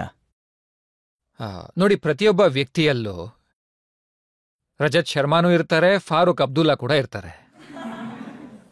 ಮತ್ತೆ ರಜತ್ ಅವರೇ, ಫಾರೂಕ್ ಅಬ್ದುಲ್ಲಾ ಅವ್ರನ್ನ ಪೊಲಿಟಿಕಲ್ ಪಾಯಿಂಟ್ ಆಫ್ ವ್ಯೂನಲ್ಲಿ ಅವರು ಹೇಳಿರೋಂಥ ಎಷ್ಟೋ ವಿಚಾರಗಳನ್ನ ನಾನು ಇವತ್ತಿಗೂ ಸಹ ಒಪ್ಪೋದಿಲ್ಲ. ಆದ್ರೆ ಯಾವಾಗ ಡಾಕ್ಟರ್ ಫಾರೂಕ್ ಅಬ್ದುಲ್ಲಾ ಅವರು ಕಲ್ಕಿಧಾಮಕ್ ಬಂದಿದ್ರು, ಅವರು ಅಲ್ಲಿ ರಾಮ ಭಜನೆ ಮಾಡಿದ್ರು. ಮತ್ತೆ ಅವರು ನನ್ ಜೊತೆ ಕೂತು ಆ ಸಮಯದಲ್ಲಿ ಜಮ್ಮು ಕಾಶ್ಮೀರದಲ್ಲಿ ಸಾಕಷ್ಟು ಆತಂಕವಾದ ಇತ್ತು. ನಾನು ಅವ್ರಿಗೆ ಹೇಳ್ದೆ, ನೋಡಿ ಫಾರೂಕ್ ಸಾಹೇಬ್ರೆ, ಈ ನ್ಯಾಷನಲ್ ಇಂಟಿಗ್ರೇಷನ್, ಕಮ್ಯುನಿಟಿ ಮೀಟಿಂಗ್, ಸಾಂಪ್ರದಾಯಿಕ ಸದ್ಭಾವನೆ ಮಾತುಗಳು ವೇದಿಕೆ ಮೇಲೆ ನಡೆಯುತ್ತೆ, ಆಕ್ಟಲ್ ಆಗೋದಿಲ್ಲ. ಹಾಗಾಗಿ ಸಾಂಪ್ರದಾಯಿಕ ಸದ್ಭಾವನೆ ಅಲ್ಲಿ ಹುಟ್ಟುತ್ತಾ ಇಲ್ಲ. ಅವರು ಆಚಾರ್ಯರೇ ನಿಮಗೇನು ಬೇಕು ಹೇಳಿ ಅಂತ ಕೇಳಿದ್ರು. ನಾನವರಿಗೆ ಕಲ್ಕಿಧಾಮಕ್ ಬಂದು ನನ್ನ ಜೊತೆ ಯಜ್ಞ ಮಾಡ್ತೀರಾ ಅಂತ ಕೇಳ್ದೆ. ಆಗ ಅವರು ಇದರಲ್ಲಿ ತಪ್ಪೇನಿಲ್ವಲ್ಲ, ನಾನ್ ಬರ್ತೀನಿ ಬಿಡಿ ಎಂದ್ರು. ನಾನದಕ್ಕೆ ಯೋಚನೆ ಮಾಡಿ ಸಮಯ ತಗೊಳ್ಳಿ ಅಂತ ಹೇಳ್ದೆ. ಅವರು ಪರವಾಗಿಲ್ಲ, ನಾನು ಬರ್ತೀನಿ ಬಿಡಿ ಎಂದ್ರು. ಐ ವಿಲ್ ಫೇಸ್ ಅಂದ್ರು. ಆದ್ರೆ ಅವರಿಗೆ ಆ ಯಜ್ಞ ಏನು ಅನ್ನೋದು ಗೊತ್ತಿರಲಿಲ್ಲ. ಆಮೇಲೆ ಅವ್ರು ಬಂದಾಗ ನಾವು ಯಜ್ಞಕ್ಕೆ ಆಹುತಿ ಹಾಕ್ಬೇಕು ಅಂತ ಹೇಳಿದ್ವಿ. ಯಜ್ಞ ಬ್ರಹ್ಮ ಆಹುತಿ ಹಾಕಿ ಅಂತ ಹೇಳಿದ್ರು. ಹಾಗೆ ಯಜ್ಞ ಬ್ರಹ್ಮ ಆಚಾರ್ಯ ಪ್ರಮೋದ್ ಕೃಷ್ಣ ಅವರೇ ಮಂತ್ರ ಹೇಳಿ ಎಂದ್ರು. ಮತ್ತೆ ಫಾರೂಕ್ ಸಾಹೇಬ್ರಿಗೂ ಗೊತ್ತಿರಲಿಲ್ಲ ಮಂತ್ರ ಯಾವುದು ಅಂತ. ನಾನೊಂದು ಮಂತ್ರ ಹೇಳ್ದೆ, ಓಂ ಇಂಡಿಯನ್ ಮುಜಾಹಿದೀನ್ ಅಂ ಫಟ್ ಸ್ವಾಹ. ಅವ್ರು ಆಹುತಿ ಹಾಕಿದ್ರು. ಯಾವ ಫಾರೂಕ್ ಅಬ್ದುಲ್ಲಾ ಅವರು ಇಂಡಿಯನ್ ಮುಜಾಹಿದ್ದೀನ್ ವಿರುದ್ಧವಾಗಿ ಹವನ ಮಾಡ್ತಾರೋ, ರಾಮನ ಭಜನೆ ಮಾಡ್ತಾರೋ, ನನಗೆ ಆ ಫಾರೂಕ್ ಅಬ್ದುಲ್ಲಾ ಗೊತ್ತಿರೋದು. ತುಂಬಾ ದೊಡ್ಡ ಕಾಂಟ್ರವರ್ಸಿ ಆಗಿದ್ದು ಯಾವಾಗ ಅಂತಂದ್ರೆ ನೀವು ಪ್ರಧಾನಮಂತ್ರಿ ನರೇಂದ್ರ ಮೋದಿ ಅವರನ್ನ ಕರೆಸಿದಾಗ ಶಂಕುಸ್ಥಾಪನೆಗಾಗಿ. ಇನ್ಯಾರನ್ನ ಕರ್ಸೋಕಾಗತ್ತೆ? ಅಲ್ಲ, ನೀವು ಕಾಂಗ್ರೆಸ್ ಅಲ್ಲಿದ್ರಿ, ರಾಹುಲ್ ಗಾಂಧಿ ಅವ್ರನ್ನ ಕರೆಸ್ಬೋದಿತ್ತು, ಸೋನಿಯಾ ಗಾಂಧಿನ ಕರೆಸ್ಬೋದಿತ್ತು. ರಜತ್ ಅವರೇ, ಹಣೆಯನ್ನ ನೋಡಿ ತಿಲಕವನ್ನ ಇಡಲಾಗತ್ತೆ.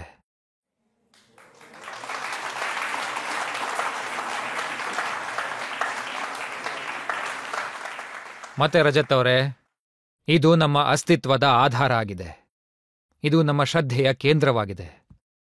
ಇದು ನಮ್ಮ ಶ್ರದ್ಧೆಯ ಶಿಖರವಾಗಿದೆ. ಯಾವುದೇ ಮಂದಿರದ ಆಧಾರ ಶಿಲೆಯನ್ನ ಸ್ಥಾಪಿಸೋದಿಕ್ಕೆ ಕೈಗಳು ಶುದ್ಧವಾಗಿರೋದು ತುಂಬಾ ಮುಖ್ಯ ಆಗತ್ತೆ ರಜತ್ ಅವರೇ. ಮತ್ತೆ ರಜತ್ಜಿ, ನಿಮ್ಮ ಪ್ರಶ್ನೆ ತುಂಬಾ ಗಂಭೀರವಾದದ್ದು, ತುಂಬಾನೇ ಗಂಭೀರವಾದದ್ದು. ನಾನು ಮನಸ್ಸಿನ ಮಾತನ್ನ ಕೇಳಿ ಬದುಕುವಂತವನು. ಕ್ಷಮಿಸಿ ನನ್ನ. ಈ ಆಚಾರ್ಯ ಪ್ರಮೋದ್ ಕೃಷ್ಣ ಎಲ್ಲೇ ಇರಲಿ, ಆದ್ರೆ ಇದು ಬಿಜೆಪಿ ಮತ್ತು ಕಾಂಗ್ರೆಸ್ಸಿನ ಪ್ರಶ್ನೆ ಅಲ್ಲ. ಇದು ರಾಜಕೀಯದ ಪ್ರಶ್ನೆ ಕೂಡ ಅಲ್ಲ. ಇದು ಸನಾತನ ಪರಂಪರೆಯ ಪ್ರಶ್ನೆಯಾಗಿದೆ. ಶ್ರೀ ಕಲ್ಕಿಧಾಮದ ಶಿಲಾನ್ಯಾಸ ಬೀಫ್ ತಿನ್ನೋದರ ಪರ ವಕಾಲತ್ತು ವಹಿಸೋರ ಕೈಯಲ್ಲಿ ಯಾವತ್ತಿಗೂ ಸಹ ನಾನು ಮಾಡಿಸೋದಿಲ್ಲ.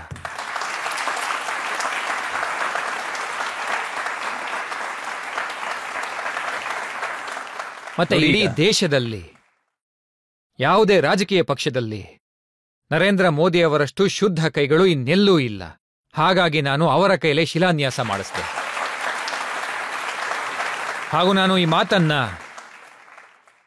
ನನ್ನ ವಿರುದ್ಧ ನೀವು 1 ಬಾರಿಯಲ್ಲ 100 ಬಾರಿ ಮೊಕದ್ದಮೆ ಹಾಕಿದ್ರು, ನನ್ನನ್ನ ನೇಣುಗಂಬಕ್ಕೆ ಹಾಕಿದ್ರು, ಈ ಮಾತನ್ನ ಕೊನೆ ಉಸಿರಿರೋವರೆಗೂ ನಾನು ಹೇಳೋದು ನಿಲ್ಸೋದಿಲ್ಲ. ಈ ದೇಶದ ರಾಜಕೀಯದಲ್ಲಿ ನರೇಂದ್ರ ಮೋದಿ ಎಂಥ ವ್ಯಕ್ತಿ ಅಂತ ಅಂದ್ರೆ, ಅದು ಕೂಡ ಪ್ರಜಾಪ್ರಭುತ್ವದಲ್ಲಿ, ದೇಶದ ಸ್ವಾತಂತ್ರ್ಯದ ನಂತರ ನಾವು ಇಲ್ಲಿ ತನಕ ಸಾಕಷ್ಟು ಪ್ರಧಾನಮಂತ್ರಿಗಳನ್ನ ನೋಡಿದ್ವಿ. ನಾನು ಎಲ್ರಿಗೂ ಗೌರವ ಕೊಡ್ತೀನಿ. ಎಲ್ಲರೂ ತಮ್ಮದೇ ರೀತಿಯಲ್ಲಿ ದೇಶದ ಸೇವೆ ಮಾಡಿದ್ದಾರೆ. ಆದ್ರೆ ನರೇಂದ್ರ ಮೋದಿಯವರ ರೀತಿ ಯಾರೂ ಇರಲಿಲ್ಲ, ಮತ್ತೆ ಇನ್ಯಾರೂ ಬರೋದೂ ಇಲ್ಲ. ಆಚಾರ್ಯಜಿ, ಒಂದು ಕಡೆ ನೀವು ನರೇಂದ್ರ ಮೋದಿಯವ್ರ ಬಗ್ಗೆ ಮಾತಾಡ್ತೀರಿ, ಸನಾತನ ಧರ್ಮದ ಬಗ್ಗೆ ಮಾತನಾಡ್ತೀರಿ, ಭಗವಾನ್ ಕಲ್ಕಿ ಬಗ್ಗೆ ಮಾತನಾಡ್ತೀರಿ. ಮತ್ತೊಂದ್ ಕಡೆ ನೀವ್ ಹೇಳ್ತೀರಿ ನಬಿ ನಮ್ಮವನು ಅಂತ, ಪೈಗಂಬರ್ ಸಾಹೇಬ್ರು ನಮ್ಮವರು ಅಂತ, ನಾವು ಅವರು ಅಂತ. ಈ ಡಬಲ್ ರೋಲ್ ಹೇಗೆ ಕೆಲಸ ಮಾಡುತ್ತೆ? ನೋಡಿ ರಜತ್ ಅವರೇ, ನೀವು ಒಬ್ಬ ಪ್ರಬುದ್ಧ ಪತ್ರಕರ್ತ ಆಗಿದ್ದೀರಾ. ನಾನು ಆ ಪ್ರಬುದ್ಧತೆಗೆ ನಮಸ್ಕರಿಸ್ತೀನಿ. ಯಾವುದೇ ಸಂಕೋಚ ಇಲ್ಲದೆ ನಮಸ್ಕರಿಸ್ತೀನಿ. ಯಾವುದೇ ಸೂಫಿ ಸಂತ, ರಸೂಲ್, ಪೈಗಂಬರ್, ಋಷಿ, ಮುನಿ, ಮಹಾತ್ಮ, ತ್ಯಾಗಿ, ತಪಸ್ವಿ, ಅವತಾರಗಳು ಯಾವುದೇ ಒಂದು ಕಮ್ಯುನಿಟಿಗೋಸ್ಕರ ಆಗಿರುವಂಥದ್ದಲ್ಲ, ಯಾವುದೇ ಒಂದು ಜಾತಿಗೋಸ್ಕರ ಆಗಿರುವಂಥದ್ದಲ್ಲ, ಯಾವುದೋ ಒಂದು ರಾಜ್ಯಕ್ಕೋಸ್ಕರ ಆಗಿರೋದಲ್ಲ, ಯಾವುದೋ ಒಂದು ವರ್ಗಕ್ಕೂ ಕೂಡ ಸೀಮಿತ ಅಲ್ಲ. ನೋಡಿ, ನನ್ನ ಕ್ಷಮಿಸಿ, ಅದನ್ನ ನಾವು ಒಂದು ದೇಶಕ್ಕೂ ಕೂಡ ಸೀಮಿತಗೊಳಿಸೋದು ತಪ್ಪಾಗತ್ತೆ. ಯಾರೇ ಒಬ್ಬ ಸೂಫಿ, ಸಂತ, ಋಷಿ, ಮಹಾತ್ಮ ಯಾರೇ ಬಂದಿದ್ರೂ ಕೂಡ, ಪೈಗಂಬರ್, ರಸೂಲಿ, ಜೀಸಸ್ ಯಾರೇ ಆಗಿದ್ರೂ ಕೂಡ, ಯಾವುದೇ ಭಗವಂತನ ಅವತಾರ ಆಗಿದ್ರೂ ಕೂಡ, ಅದು ಇಡೀ ಜಗತ್ತಿಗೆ, ಇಡೀ ಜನಾಂಗಕ್ಕೆ ಸೇರಿದವರಾಗಿರ್ತಾರೆ. ಅವ್ರ ಮೇಲೆ ಒಬ್ಬ ವ್ಯಕ್ತಿಯ ಹಕ್ಕಿರೋದಿಲ್ಲ. ಅವರು ಎಷ್ಟು ನಿಮ್ಮವರೋ ಅಷ್ಟೇ ನಮ್ಮವರು ಕೂಡ. ನಾನ್ ಯಾವಾಗ್ಲೂ ಇದನ್ನ ಹೇಳ್ತೀನಿ, ರಾಮ ಎಷ್ಟು ಹಿಂದೂಗಳಿಗೆ ಸೇರಿದವರೋ ಅಷ್ಟೇ ಮುಸಲ್ಮಾನರಿಗೂ ಸೇರಿದವರು ಅಂತ. ಮತ್ತೆ ಪೈಗಂಬರ್ ಮೊಹಮ್ಮದ್ ಎಷ್ಟು ಮುಸಲ್ಮಾನರಿಗೆ ಸೇರಿದವರೋ ಅಷ್ಟೇ ನಮಗೂ ಸೇರಿದವರು. ಹಾಗಾಗಿ ಮತ್ತೆ ಈ ಮಾತನ್ನ ನಾನು ಕಾಂಗ್ರೆಸ್ಸಲ್ಲಿದ್ದಾಗ ಹೇಳ್ತಾ ಇದ್ದೆ, ಈಗ ಹೇಳೋದಿಲ್ಲ, ಆ ರೀತಿ ಏನಿಲ್ಲ, ಹಾಗೆ ತಿಳ್ಕೋಬೇಡಿ. ನಾನು ಕಾಂಗ್ರೆಸ್ಸಲ್ಲಿದ್ದಾಗ್ಲೂ ಕೂಡ ಸತ್ಯದ ಪರವಾಗಿ ನಿಲ್ತಾ ಇದ್ದೆ. ಇವತ್ತು ನಾನು ಕಾಂಗ್ರೆಸ್ನ ಜೊತೆಯಲ್ಲಿ ಇಲ್ಲ, ಈಗಲೂ ಕೂಡ ಸತ್ಯದ ಪರವಾಗಿದ್ದೀನಿ. ಸತ್ಯದ ಪರವಾಗಿ. ಅಧಿಕಾರ ಬರುತ್ತೆ ಹೋಗುತ್ತೆ, ಅದು ಮಾಮೂಲು. ಪಾರ್ಟಿಗಳು ಬರುತ್ತೆ ಹೋಗುತ್ತೆ, ಹಾಳಾಗೋಗುತ್ತೆ, ಉದ್ಧಾರ ಆಗತ್ತೆ. ಸನಾತನ ತಲೆ ಎತ್ತಿ ನಿಂತಿರ್ಬೇಕು, ಈ ರಾಷ್ಟ್ರ ತಲೆ ಎತ್ತಿ ನಿಲ್ಲಬೇಕು. ಪ್ರೇಕ್ಷಕರಿಂದ ಒಂದೆರಡು ಪ್ರಶ್ನೆ ತಗೊಳ್ಳೋಣ. ನಂದೊಂದು ಪ್ರಶ್ನೆ ಇತ್ತು. ನಾನು ಸೋಷಿಯಲ್ ಮೀಡಿಯಲ್ಲಿ ನಿಮ್ದೊಂದು ಸಾಂಗ್ ಕೇಳ್ದೆ, ದೇವ್ರು ಎಷ್ಟು ನಿಮ್ಮೋರೋ ಅಷ್ಟೇ ನಮ್ಮೋರು ಅಂತ. ಸರ್, ಈ ಸಾಂಗ್ನ ನಮ್ಗೋಸ್ಕರ ಒಂದ್ಸಲ ಹಾಡ್ಬೋದಾ? ಅದು ನಾನು ಬರೆದಿರೋಂಥ ಕವಿತೆಗಳ ಒಂದು ಭಾಗ. ಅದನ್ನ ಪ್ರಾಫೆಟ್ ಮೊಹಮ್ಮದ್ ಅವ್ರಿಗೋಸ್ಕರ ಬರೆದಿದ್ದು, ಅವರ ಬರ್ತ್ಡೇ ಸಮಯದಲ್ಲಿ. ನನ್ನನ್ನ ಒಂದು ಪ್ರೋಗ್ರಾಂಗೆ ಆಹ್ವಾನಿಸಿದ್ರು ಹೈದರಾಬಾದಲ್ಲಿ. ಹೈದರಾಬಾದ್ ಅಂತಿದ್ದ ಹಾಗೆ ಓಯ್ಸಿ ಅಂತ ಅನ್ಕೋಬೇಡಿ. ಅವರು ಕೇಳಲಿ, ನಿಮ್ಮ ಆಪ್ಕೆ ಅದಾಲತ್ ಕಾರ್ಯಕ್ರಮ ನೋಡಿದಾಗ ಅವರು ಸಹ ಇದನ್ನ ಕೇಳಿಸ್ಕೋಬೇಕು. ಕಿವಿಲಿ ಹತ್ತಿ ಇಟ್ಕೋಬಾರ್ದು, ಅವರು ಇದನ್ನ ಕೇಳಿಸ್ಕೋಬೇಕು. ಒಬ್ಬ ಹಿಂದೂ ಧರ್ಮಗುರು, ಹಿಂದೂ ಧರ್ಮಾಚಾರ್ಯ, ಶ್ರೀ ಕಲ್ಕಿ ಪೀಠದ ಪೀಠಾಧ್ಯಕ್ಷ ಪ್ರಮೋದ ಕೃಷ್ಣಂ ಏನ್ ಹೇಳ್ತಾರೆ ಅಂತ. ಮತ್ತೆ ಈ ಸಂದೇಶ ಎಲ್ರಿಗೂ ತಲುಪಬೇಕು, ಅದರಲ್ಲೂ ಆ ಕಟ್ಟರ್ ಪಂಥೀಯರಿಗೆ ಖಂಡಿತ ತಲುಪಬೇಕು. ಇಂಥವರು ನಮ್ಮ ಭಗವಂತ ಶ್ರೀರಾಮನ ಅಸ್ತಿತ್ವವನ್ನ ಪ್ರಶ್ನೆ ಮಾಡೋಂಥವ್ರು, ಅವ್ರಿಗೆ ತಲುಪಬೇಕು.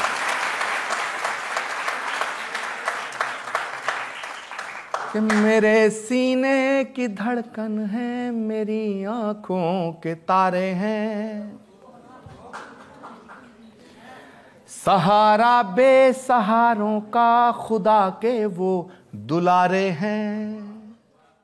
ನೋಡಿ, ಇಲ್ಲಿ ನಾನು ಬರ್ದಿರೋದು ಹಿಂದೂಗಳ ಭಗವಂತನೇ ಬೇರೆ, ಮುಸಲ್ಮಾನರ ಭಗವಂತನೇ ಬೇರೆ ಅಂತ ವಾದ ಮಾಡ್ತಾರಲ್ಲ, ಅಂಥ ವ್ಯಕ್ತಿಗಳಿಗೆ ನಾನು ಕೊಡುವಂತ ಒಂದು ಸಂದೇಶ ಆಗಿದೆ. ಇದು ಅವ್ರಿಗೊಂದು ಮೆಸೇಜ್. सहारा बेसहारों का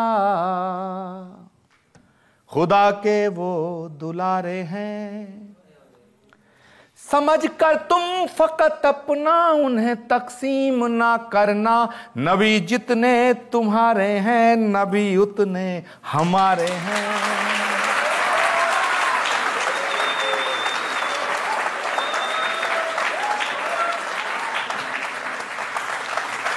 ಮತ್ತೆ ರಜತ್ ಅವರೇ, ಇಲ್ಲಿ ಎಷ್ಟು ಜನ ಕೂತಿದಾರೋ ಅದರಲ್ಲಿ 90% ಭಾರತೀಯರು ಮತ್ತು ನಮ್ಮ ಸನಾತನ ಸಂಸ್ಕೃತಿಯಲ್ಲಿ ನಂಬಿಕೆ ಇರೋಂಥವ್ರು.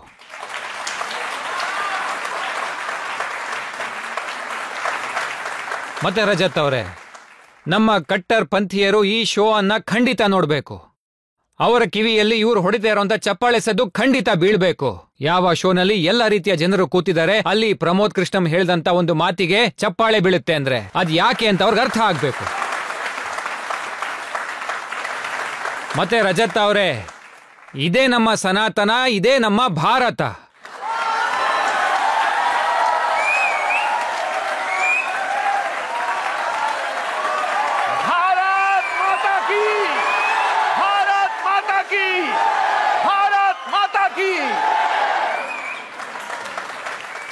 ನೀವೀಗ ಇಷ್ಟೊಂದು ಒಳ್ಳೆ ಮಾತುಗಳನ್ನ ಹೇಳಿದ್ದೀರಾ. ನಾನೊಂದು ಬ್ರೇಕ್ ತಗೊಳ್ತೇನೆ.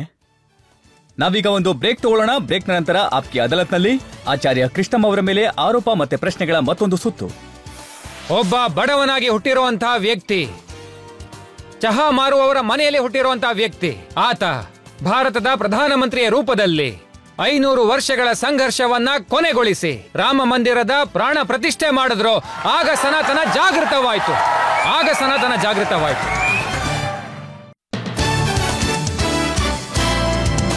Welcome back. ನಾವಿವತ್ತು ಆಪ್ಕಿ ಅದಾಲತ್ನಲ್ಲಿ ಮೊಕದ್ದಮೆ ನಡೆಸ್ತಾ ಇರೋದು ಆಚಾರ್ಯ ಪ್ರಮೋದ್ ಕೃಷ್ಣಂ ಅವರ ಮೇಲೆ. ಆಪ್ಕಿ ಅದಾಲತ್ನಲ್ಲಿ ಮುಂದಿನ ಆರೋಪ. ಆಪ್ಕಿ ಅದಾಲತ್ನಲ್ಲಿ ಆಚಾರ್ಯ ಕೃಷ್ಣಂ ಪ್ರಮೋದ್ ಅವರ ಮೇಲಿರುವ ಆರೋಪವೆಂದರೆ ಇವರಿಗೆ ಕೃತಜ್ಞತೆ ಇಲ್ಲ ಎಂಬುದು. ಆಚಾರ್ಯ ಅವರೇ, ನೀವು 32 ವರ್ಷಗಳಿಂದ ರಾಜಕೀಯದಲ್ಲಿ ಗುರುತಿಸಿಕೊಂಡಿದ್ದೀರಿ ಕಾಂಗ್ರೆಸ್ ನಾಯಕರ ಮೂಲಕ.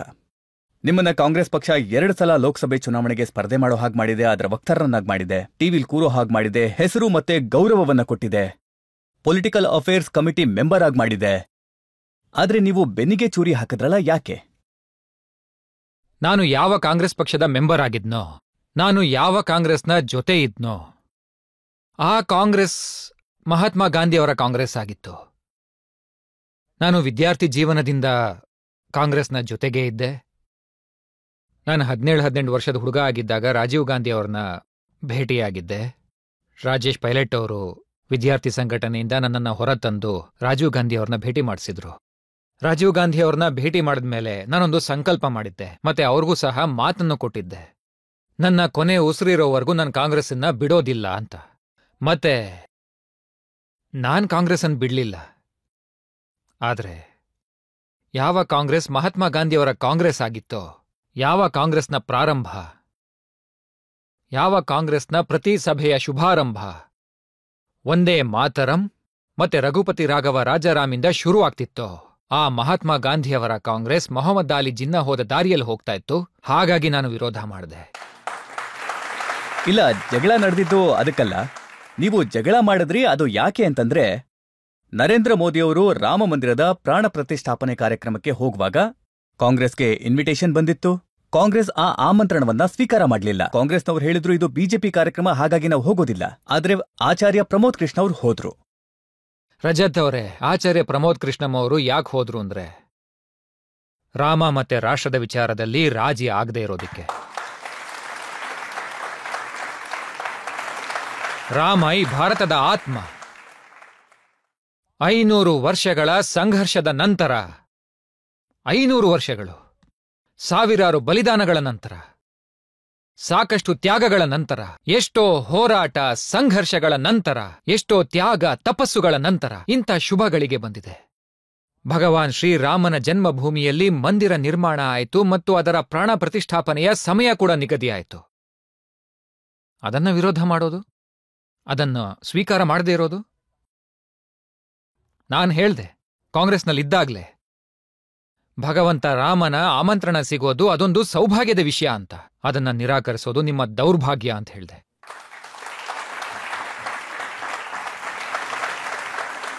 ನಾನು ಇದೇ ಮಾತನ್ನೇ ಹೇಳಿದ್ದೆ. ನನಗೆ ಆಮಂತ್ರಣ ಬಂದಿದೆ, ನಾನು ಹೋಗ್ತೀನಿ, ನೀವು ಬೇಕಿದ್ರೆ ಹೋಗಿ ಅಂತ. ಅದು ದೊಡ್ಡ ಅಪರಾಧ ಆಯ್ತಾ? ಆದ್ರೆ ಇಲ್ಲಿರುವಂತ ಪ್ರಶ್ನೆ ಏನಂದ್ರೆ ರಜತ್ ಅವರೇ, ಈ ಭಗವಂತ ಶ್ರೀರಾಮ ಮಂದಿರದ ಪ್ರಾಣ ಪ್ರತಿಷ್ಠಾಪನೆಯ ಕಾರ್ಯಕ್ರಮ ಏನಿದೆ ಅದು ಬಿಜೆಪಿಯ ಕಾರ್ಯಕ್ರಮ ಅಂತ ಹೇಳಿದ್ರು. ಅದು ಸಂಘದ ಕಾರ್ಯಕ್ರಮ ಅಂದ್ರು. ಸರಿ, ಈಗ ಪ್ರಾಣ ಪ್ರತಿಷ್ಠಾಪನೆಯಾಗಿ 1 ವರ್ಷ ಆಗ್ತಾ ಇದೆ. ಇಲ್ಲಿ ತನಕ ಅವ್ರು ಯಾಕೆ ಹೋಗಿಲ್ಲ? ಹಾಗೆ ಎರಡನೇ ವಿಷಯ ಏನು? ರಾಹುಲ್ ಗಾಂಧಿ ಅವರು ಕೂಡ ಇದನ್ನೇ ಹೇಳಿದ್ದು.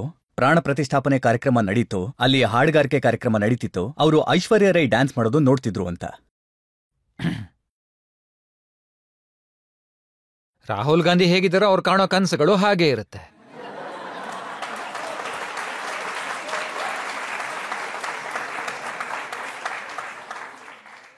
ಸತ್ಯ ಏನು ಅಂದ್ರೆ, ಪ್ರಾಣ ಪ್ರತಿಷ್ಠಾಪನೆಯ ವಿಡಿಯೋ ಏನಿದೆ ಅದರ ಒಂದೊಂದು ಕ್ಲಿಪ್ ಅನ್ನ ಇಡೀ ಜಗತ್ತೇ ನೋಡಿದೆ. ಅಲ್ಲಿ ಐಶ್ವರ್ಯ ರೈ ಇರ್ಲೇ ಇಲ್ವಲ್ಲ. ಸಿಕ್ಕಿಲ್ಲ, ನಮಗೂ ಸಿಕ್ಕಿಲ್ಲ. ಆದ್ರೆ ರಾಹುಲ್ ಗಾಂಧಿಯವರ ಕನ್ಸಲ್ಲಿ ಹೇಗ್ ಬಂದ್ರು? ರಾಹುಲ್ ಗಾಂಧಿಯವರು ಅಲ್ಲಿ ಹಾಡು ನೃತ್ಯ ನಡೀತಾ ಇದೆ ಅಂತ ಹೇಳಿದ್ರು. ಅಯ್ಯೋ ಹೌದು, ಅಂತ ಸಂದರ್ಭ ಮತ್ತೆ ಮತ್ತೆ ಬರುತ್ತಾ? ರಾಮನ ಪ್ರತಿಷ್ಠಾಪನೆಯ ಸಂದರ್ಭ.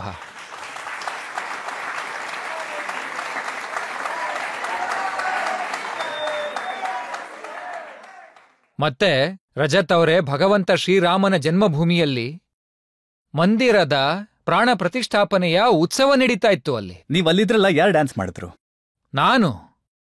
ನಾನು ಕುಣಿದೆ. ನಾನು ಕುಣಿತಾನೆ ಇರ್ತೀನಿ. ಸಾಧು ಸಂತರು ಕುಣಿದ್ರು, ಇಡೀ ಅಯೋಧ್ಯೆ ಕುಣಿತು. ಮತ್ತೆ ರಜತ್ ಅವರೇ, ಮನೇಲೆ ಕೂತು ಇಡೀ ಭಾರತನೇ ಕುಣಿತು. ನೋಡಿ, ರಾಹುಲ್ ಗಾಂಧಿ ಅವರು ಪದೇ ಪದೇ ಒಂದು ಮಾತನ್ನ ಹೇಳ್ತಾ ಇರ್ತಾರೆ. ಪ್ರಾಣ ಪ್ರತಿಷ್ಠಾಪನೆ ಸಮಾರಂಭದಲ್ಲಿ ಅವರು ಜನತೆಗೆ ಹೇಳ್ತಾರೆ, ನೀವು ಅಂಬಾನಿ ಅವರನ್ನ ನೋಡಿದ್ರಿ, ನೀವು ಅಡಾನಿ ಅವರನ್ನ ನೋಡಿದ್ರಿ, ನೀವು ಅಮಿತಾಬ್ ಬಚ್ಚನ್ ಅವರನ್ನ ನೋಡಿದ್ರಿ, ಆದ್ರೆ ನೀವು ಯಾವ್ದಾದ್ರೂ ಬಡವರನ್ನ ಅಥವಾ ಯಾವ್ದಾದ್ರೂ ಕಾರ್ಮಿಕರನ್ನ ಅಲ್ಲಿ ನೋಡಿದ್ರಾ ಅಂತ?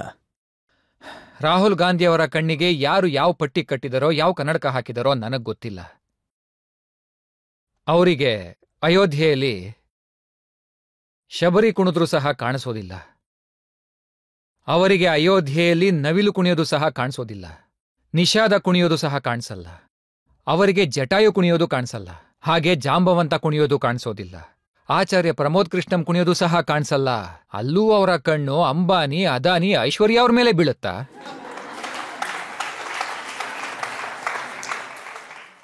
ಈ ಪ್ರಶ್ನೆಯನ್ನ ರಾಹುಲ್ ಗಾಂಧಿಯವ್ರನ್ನೇ ಕೇಳಬೇಕು. ಅವರ ದೃಷ್ಟಿಯಲ್ಲಿ ಯಾವ ದೋಷ ಇದೆ ಅಂತ ಕೇಳಬೇಕು. ಇದು ದೃಷ್ಟಿದೋಷದ ರೋಗ. ಅದರಿಂದ ಏನೇನ್ ಹೇಳಿದ್ರು ಅದು ತಪ್ಪಾಗೆ ಕಾಣಿಸುತ್ತೆ. ನೋಡಿ, ಆ ಪ್ರಶ್ನೆ ಅಂತೂ ಸರಿಯಾಗೇ ಇದೆ. ಅಲ್ಲಿ ದೊಡ್ಡವರಿದ್ರು, ಸಿನಿಮಾ ಸ್ಟಾರ್ಸ್ ಇದ್ರು, ಶ್ರೀಮಂತರಿದ್ರು, ಬಡವರು, ಕೂಲಿಕಾರರು, ರೈತರು ಎಲ್ಲಿದ್ರು ಅಲ್ಲಿ? ಹಾಗಿದ್ರೆ ದೊಡ್ಡವ್ರನ್ನೆಲ್ಲ ನೇಣಗಂಬಕ್ ಹಾಕ್ಬಿಡಿ. ದೇಶದ ಅಭಿವೃದ್ಧಿಯಲ್ಲಿ ಬಡವರ ಪಾಲು ಇದೆ, ಶ್ರೀಮಂತರ ಪಾಲು ಇದೆ. ದೇಶದ ನಿರ್ಮಾಣದಲ್ಲಿ ಪ್ರತಿಯೊಬ್ಬ ವ್ಯಕ್ತಿಯ ಪಾತ್ರ ಇದೆ. ಆದ್ರೆ ಅಲ್ಲಿ ದೊಡ್ಡವರು ಮಾತ್ರ ಇದ್ರು ಅಂತ ಹೇಳೋದು ಅದು ತಪ್ಪು. ಅದು ತಪ್ಪು ವ್ಯಾಖ್ಯಾನ. ಪ್ರಧಾನಮಂತ್ರಿಯವರ ವಿರುದ್ಧ ಅವರಲ್ಲಿರುವಂತಹ ದ್ವೇಷ ಭಾವನೆ ಏನಿದೆ, ಆದ್ರೆ ಇದು ರಾಮ ಮಂದಿರ ಆಗಿರ್ಲಿ, ಪ್ರಾಣ ಪ್ರತಿಷ್ಠಾಪನೆ ಆಗಿರ್ಲಿ, ಈ ಸಮಾರಂಭ ಆಗಿರ್ಲಿ, ಅದಕ್ಕೂ ಸಂಬಂಧ ಇಲ್ಲದೆ ಇರುವಂತಹದ್ದು. ನೀವು ಹೋಗಿ ರಾಹುಲ್ ಗಾಂಧಿ ಅವ್ರನ್ನೇ ಕೇಳಿ. ಯಾವಾಗ್ಲಾದ್ರೂ ಈ ಕಟಕಟೆಗೆ ಅವ್ರನ್ನು ಕರೆಸಿ, ಮೋದಿ ಅವ್ರನ್ನ ಯಾಕಷ್ಟು ದ್ವೇಷ ಮಾಡ್ತಾರೆ ಅಂತ ಕೇಳಿ. ಮತ್ತೆ ನೀವು ಈ ಕಟಕಟೆಗೆ ನರೇಂದ್ರ ಮೋದಿ ಅವ್ರನ್ನ ಹಲವಾರು ಬಾರಿ ಕರೆಸಿದ್ದೀರಾ. ನನ್ನನ್ನು ಕರೆಸಿದ್ದೀರಾ, ಪ್ರಣಬ್ ಮುಖರ್ಜಿ ಅವ್ರನ್ನ ಕರೆಸಿದ್ದೀರಾ. ರಾಹುಲ್ ಗಾಂಧಿ ಅವ್ರನ್ನ ಒಂದ್ಸರಿ ಕರ್ಸಿ ನೋಡಿ. ಅವ್ರ ಬಗ್ಗೆ ಕೇಳಿದಾಗೆಲ್ಲ ನಾನು ಜನರಿಗೆ ಮಿರ್ಜಾ ಗಾಲಿಬ್ ಅವರ ಪದ್ಯಗಳನ್ನ ಹೇಳ್ತೇನೆ. ನಾನು ಅವಳನ್ನು ಕರೆಯುತ್ತೇನೆ ಮನಃಪೂರ್ವಕವಾಗಿ, ಆದರೆ ಅವಳ ಕಲ್ಲು ಹೃದಯ ನನ್ನ ಮಾತಿಗೆ ಕರಗಲೇ ಇಲ್ಲ.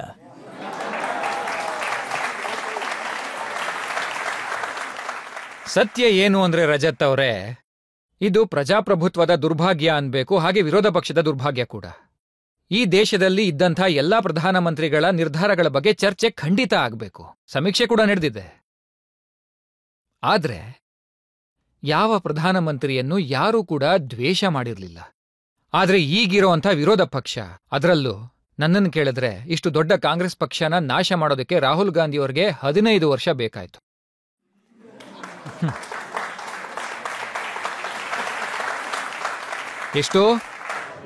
ಎಷ್ಟು ಎಲ್ಲಾ ವಿಪಕ್ಷಗಳು ಸೇರಿ ಅವರನ್ನ ನಾಯಕನಾಗಿ ಮಾಡಿದ್ದಾರೆ. ಇನ್ನು ಅದನ್ನು ಮುಗಿಸೋಕೆ ಇನ್ನೆಷ್ಟು ದಿನ ಬೇಕಾಗುತ್ತೋ ಗೊತ್ತಿಲ್ಲ. ಇದು ದುರ್ಭಾಗ್ಯ ತಾನೆ. ಒಂದು ಒಳ್ಳೆಯ ವಿರೋಧ ಪಕ್ಷ ಆಗಬೇಕು. ಒಳ್ಳೆಯ ಪ್ರಜಾಪ್ರಭುತ್ವಕ್ಕೆ ಒಂದು ಒಳ್ಳೆಯ ವಿರೋಧ ಪಕ್ಷ ಬೇಕು. ಆದ್ರೆ ಅದು ವಿರೋಧ ಪಕ್ಷ ಆಗಿರಬೇಕು, ಮಂಗಗಳ ಗುಂಪಾಗಿರಬಾರದು. ಆದ್ರೆ ಇತ್ತೀಚೆಗೆ ಅವರ ಕಾನ್ಫಿಡೆನ್ಸ್ ಅಂತೂ ಅದ್ಭುತವಾಗಿದೆ. ರಾಹುಲ್ ಗಾಂಧಿ ಅವರು ಹೇಳ್ತಾರೆ, ಸರ್ಕಾರವನ್ನ ವಿಪಕ್ಷಗಳು ನಡೆಸ್ತಾ ಇದೆ, ತಮಗೆ ಬೇಕಾದನ್ನ ಅವರು ಮಾಡಿಸ್ಕೋತಾರೆ ಅಂತ. ಅವ್ರ ಬಗ್ಗೆ ಅಪಪ್ರಚಾರ ಮಾಡ್ತಾ ಇದ್ದಾರೆ. ನರೇಂದ್ರ ಮೋದಿ ಅವರು ಯಾವತ್ತೂ ತಲೆ ಬಾಗಿಲ್ಲ, ತಲೆ ಬಾಗೋದು ಇಲ್ಲ ಕೂಡ. ಈಗ ನೋಡಿ, ಇಲ್ಲೇನೆ ಕೃತಜ್ಞತೆಯ ಪ್ರಶ್ನೆ ಬರುವಂತದ್ದು. ನೀವು ಪ್ರಿಯಾಂಕಾ ಗಾಂಧಿಗೆ ಬಹಳ ಹತ್ರದವರು ಅಂತ ಹೇಳ್ತಾರೆ. ನೀವು ಪ್ರಿಯಾಂಕಾ ಗಾಂಧಿನ ಕಾಂಗ್ರೆಸ್ನ ಅಧ್ಯಕ್ಷರನ್ನಾಗಿ ಮಾಡಬೇಕು ಅಂತಿದ್ರಿ. ಮತ್ತೆ ನೀವು ನರೇಂದ್ರ ಮೋದಿ ಅವ್ರಿಗೋಸ್ಕರ ಕಾಂಗ್ರೆಸ್ ಅನ್ನ ಬಿಟ್ರಿ. ಪ್ರಿಯಾಂಕಾ ಗಾಂಧಿ ಅವರನ್ನ ಅಲ್ಲಿ ಒಬ್ಬಂಟಿ ಮಾಡಿಬಿಟ್ರಿ. ಇಲ್ಲ ರಜತ್ ಅವರೇ, ಅದು ಹಾಗಲ್ಲ. ನಾನು ನರೇಂದ್ರ ಮೋದಿ ಅವ್ರಿಗೋಸ್ಕರ ಕಾಂಗ್ರೆಸ್ ಅನ್ನ ಬಿಟ್ಟಿಲ್ಲ. ಅಲ್ಲದೆ ಕಾಂಗ್ರೆಸ್ ಅನ್ನ ನಾನು ಬಿಟ್ಟಿಲ್ಲ. ನಾನು ರಾಮಮಂದಿರದ ಪ್ರಾಣ ಪ್ರತಿಷ್ಠಾಪನೆ ಸಮಾರಂಭಕ್ಕೆ ಹೋದೆ. ಅದಾದ್ಮೇಲೆ ಶ್ರೀ ಕಲ್ಕಿಧಾಮದ ಶಿಲಾನ್ಯಾಸದ ದಿನಾಂಕ ನಿರ್ಧಾರ ಆಯಿತು. ಅದಾದ್ಮೇಲೆ ನಮ್ಮ ಪ್ರಧಾನಮಂತ್ರಿ ನರೇಂದ್ರ ಮೋದಿ ಅವ್ರನ್ನ ನಾನು ಭೇಟಿ ಮಾಡಿದೆ. ಮತ್ತೆ ಅದ್ರ ಬಗ್ಗೆ ಏನು ಫೋಟೋಸ್ ಸಿಕ್ಕಿದ್ವು. ಅದಾದ್ಮೇಲೆ ನನಗೆ ಗೊತ್ತಾಯ್ತು, ಕಾಂಗ್ರೆಸ್ ಅವರು ನನ್ನ ಮೇಲೆ ಒಂದು ಪ್ರೇಮ ಪತ್ರ ಬರ್ತಿದ್ದಾರೆ ಅಂತ. ಸತ್ಯ ಏನಂದ್ರೆ, ಅನರ್ಹಗೊಳಿಸಿರೋ ಪತ್ರ ನನಗಿನ್ನೂ ಸಹ ಸಿಕ್ಕಿಲ್ಲ. ಆದ್ರೆ ನನಗ್ ಬಂದಿದ್ದ ಮಾಹಿತಿ ಪ್ರಕಾರ ನನ್ನನ್ನ ಪಾರ್ಟಿಯಿಂದ ಹೊರಗೆ ಹಾಕಿದ್ರು. ರಜತ್ ಅವರೇ, ಸನಾತನ ಜೀವಂತವಾಗಿರ್ಬೇಕು, ಭಾರತ ಸದೃಢವಾಗಿರ್ಬೇಕು. ಒಂದು ಬಾರಿ ಅಲ್ಲ, 1000 ಬಾರಿ ನನ್ನನ್ನ ಉಚ್ಚಾಟನೆ ಮಾಡಿದ್ರೂ ಕೂಡ ಸನಾತನದ ವಿಷಯ ಬಂದಾಗ ನಾನು ರಾಜಿ ಮಾಡಿಕೊಳ್ಳೋದಿಲ್ಲ. ಆಚಾರ್ಯ ಪ್ರಮೋದ್ ಕೃಷ್ಣ ಅವರನ್ನ 6 ವರ್ಷಗಳ ಕಾಲ ಪಕ್ಷದಿಂದ ಯಾಕೆ ಹೊರಗಡೆ ಹಾಕ್ಲಾಯ್ತು ಅಂತ ಕಾಂಗ್ರೆಸ್ ಜನರನ್ನ ಕೇಳಿದೆ. ಅವರು ಅಕ್ಕ ತಮ್ಮನ ಮಧ್ಯೆ ಜಗಳ ತಂದಿಡ್ತಿದ್ದಾರೆ ಅಂತ ಹೇಳಿದ್ರು. ರಾಹುಲ್ ಪ್ರಿಯಾಂಕಾ ಮಧ್ಯೆ ಜಗಳ ಆಗ್ತಿದೆ ಅಂತ ಹೇಳಿದ್ರು. ನಾನ್ ಜಗಳ ಹುಟ್ಟಾಕ್ತೀನಿ ಅಂತನಾ? ಹಾ. ಹಾಗಿದ್ರೆ ಒಂದ್ ವಿಷಯ ಹೇಳಿ ರಜತ್ ಅವರೇ. 1931ರಿಂದ 2022 ತನಕ ಕಾಂಗ್ರೆಸ್ ಪಾರ್ಟಿ 64 ಬಾರಿ ಛಿದ್ರ ಆಗಿದೆ.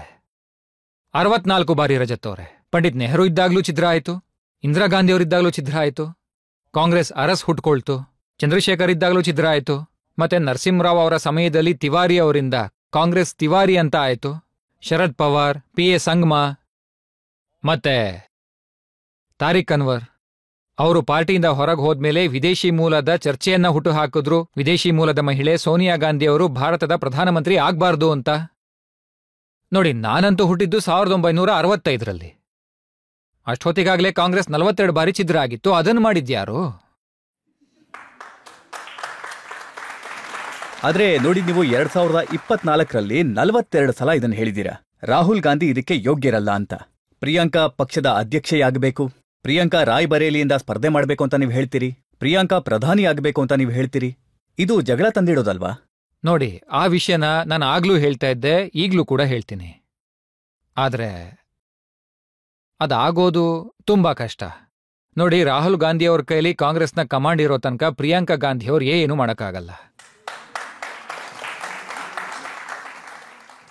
ಮತ್ತೆ ರಜತ್ ಅವರೇ, ಇನ್ನೊಂದು ಮಾತನ್ನು ಕೇಳಿಸ್ಕೊಂಡ್ಬಿಡಿ. ಎಲ್ಲಿ ತನಕ ಪ್ರಿಯಾಂಕಾ ಗಾಂಧಿಯವ್ರ ಕೈಗೆ ಕಮಾಂಡ್ ಬರೋದಿಲ್ವೋ, ಕಾಂಗ್ರೆಸ್ ಪರಿಸ್ಥಿತಿ ಸಹ ಸುಧಾರಿಸಲ್ಲ. ಹಾಗಿದ್ರೆ ಯಾರು ತಡೀತಾ ಇದ್ದಾರೆ? ಕೇಳ್ಬೇಕಿರೋ ಪ್ರಶ್ನೆ ಇದೆ, ಹಾಗೂ ದೊಡ್ಡ ಪ್ರಶ್ನೆ ಕೂಡ. ಈ ವಿಷಯದ ಕಾರಣದಿಂದಾನೇ ಒಬ್ಬಿಬ್ಬರಲ್ಲ ನೋಡಿ, ಸಿಂಧಿಯಾ ಹೋದ್ರು, ಜಿತಿನ್ ಪ್ರಸಾದ್ ಹೋದ್ರು, RPN ಸಿಂಗ್ ಹೋದ್ರು, ಅಶೋಕ್ ತಮಾರ್ ಹೋದ್ರು, ಅಶೋಕ್ ಚವಾಣ್ ಹೋದ್ರು, ಗೌರವ್ ಬಲ್ಲವ್ ಹೋದ್ರು, ರಾಧಿಕಾ ಖೇಡಾ ಹೋದ್ರು. ಲೈನ್ ಇನ್ನೂ ದೊಡ್ಡದಿದೆ. ಎಲ್ಲರೂ ಇದೇ ವಿಚಾರವಾಗಿ. ಸದ್ಯಕ್ಕೆ ಬೇರೆ ಕಾರಣ ಇಲ್ಲ, ಇಲ್ಲಾಂದ್ರೆ ಇನ್ನೂ ಸಾಕಷ್ಟು ಜನ ಕ್ಯೂನಲ್ಲಿ ನಿಂತ್ಕೋತಾರೆ. ಇದೇ ವಿಚಾರವಾಗಿ ನೋಡಿ, ಏನಂದ್ರೆ ರಾಹುಲ್ ಗಾಂಧಿಯವ್ರ ಸುತ್ತ ಒಂದು ಕಳ್ಳರ ಗುಂಪೆ ಸುತ್ತುವರೆದಿದೆ.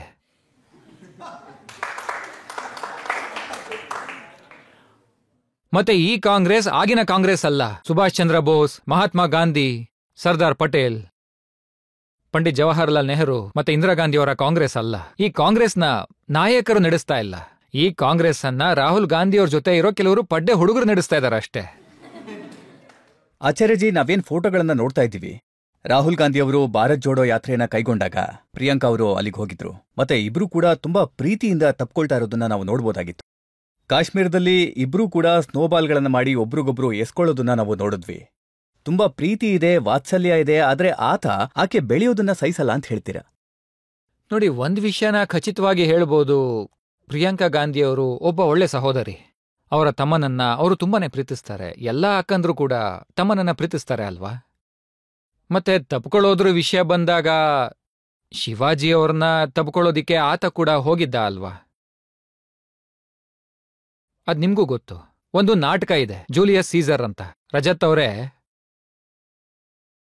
ಸೀಸರ್ಗೆ ಹಿಂದೆಯಿಂದ ಚೂರಿ ಹಾಕಲಾದಾಗ ಅವನು ಹಿಂದೆ ತಿರುಗಿ ನೋಡ್ತಾನೆ, ಅವನಿಗೆ ಬ್ಲೂಟಸ್ ಕಾಣಿಸ್ಕೋತಾರೆ. ಆತ ಬ್ರೂಟಸ್ ಅನ್ನೇ ಹೆಚ್ಚಾಗಿ ನಂಬ್ತಾ ಇದ್ರು. ಅವ್ರ ಬೆನ್ನಿಗೆ ಚೂರಿ ಹಾಕಿದಾಗ ಅವರು ಹಿಂದೆ ತಿರುಗಿ ಹೇಳ್ತಾರೆ, ಯು ಟು ಬ್ರೂಟಿ ಅಂತ. ಕಾಂಗ್ರೆಸ್ ಬಗ್ಗೆ ಹೇಳೋದಾದ್ರೆ, ಜೂಲಿಯಸ್ ಸೀಸರ್ ನಾಟಕದಲ್ಲಿ ಒಬ್ಬ ಬ್ರೂಟಸ್ ಇದ್ದ. ಕಾಂಗ್ರೆಸ್ನಲ್ಲಿ ಆ ಥರ ತುಂಬಾ ಜನ ಇದ್ದಾರೆ.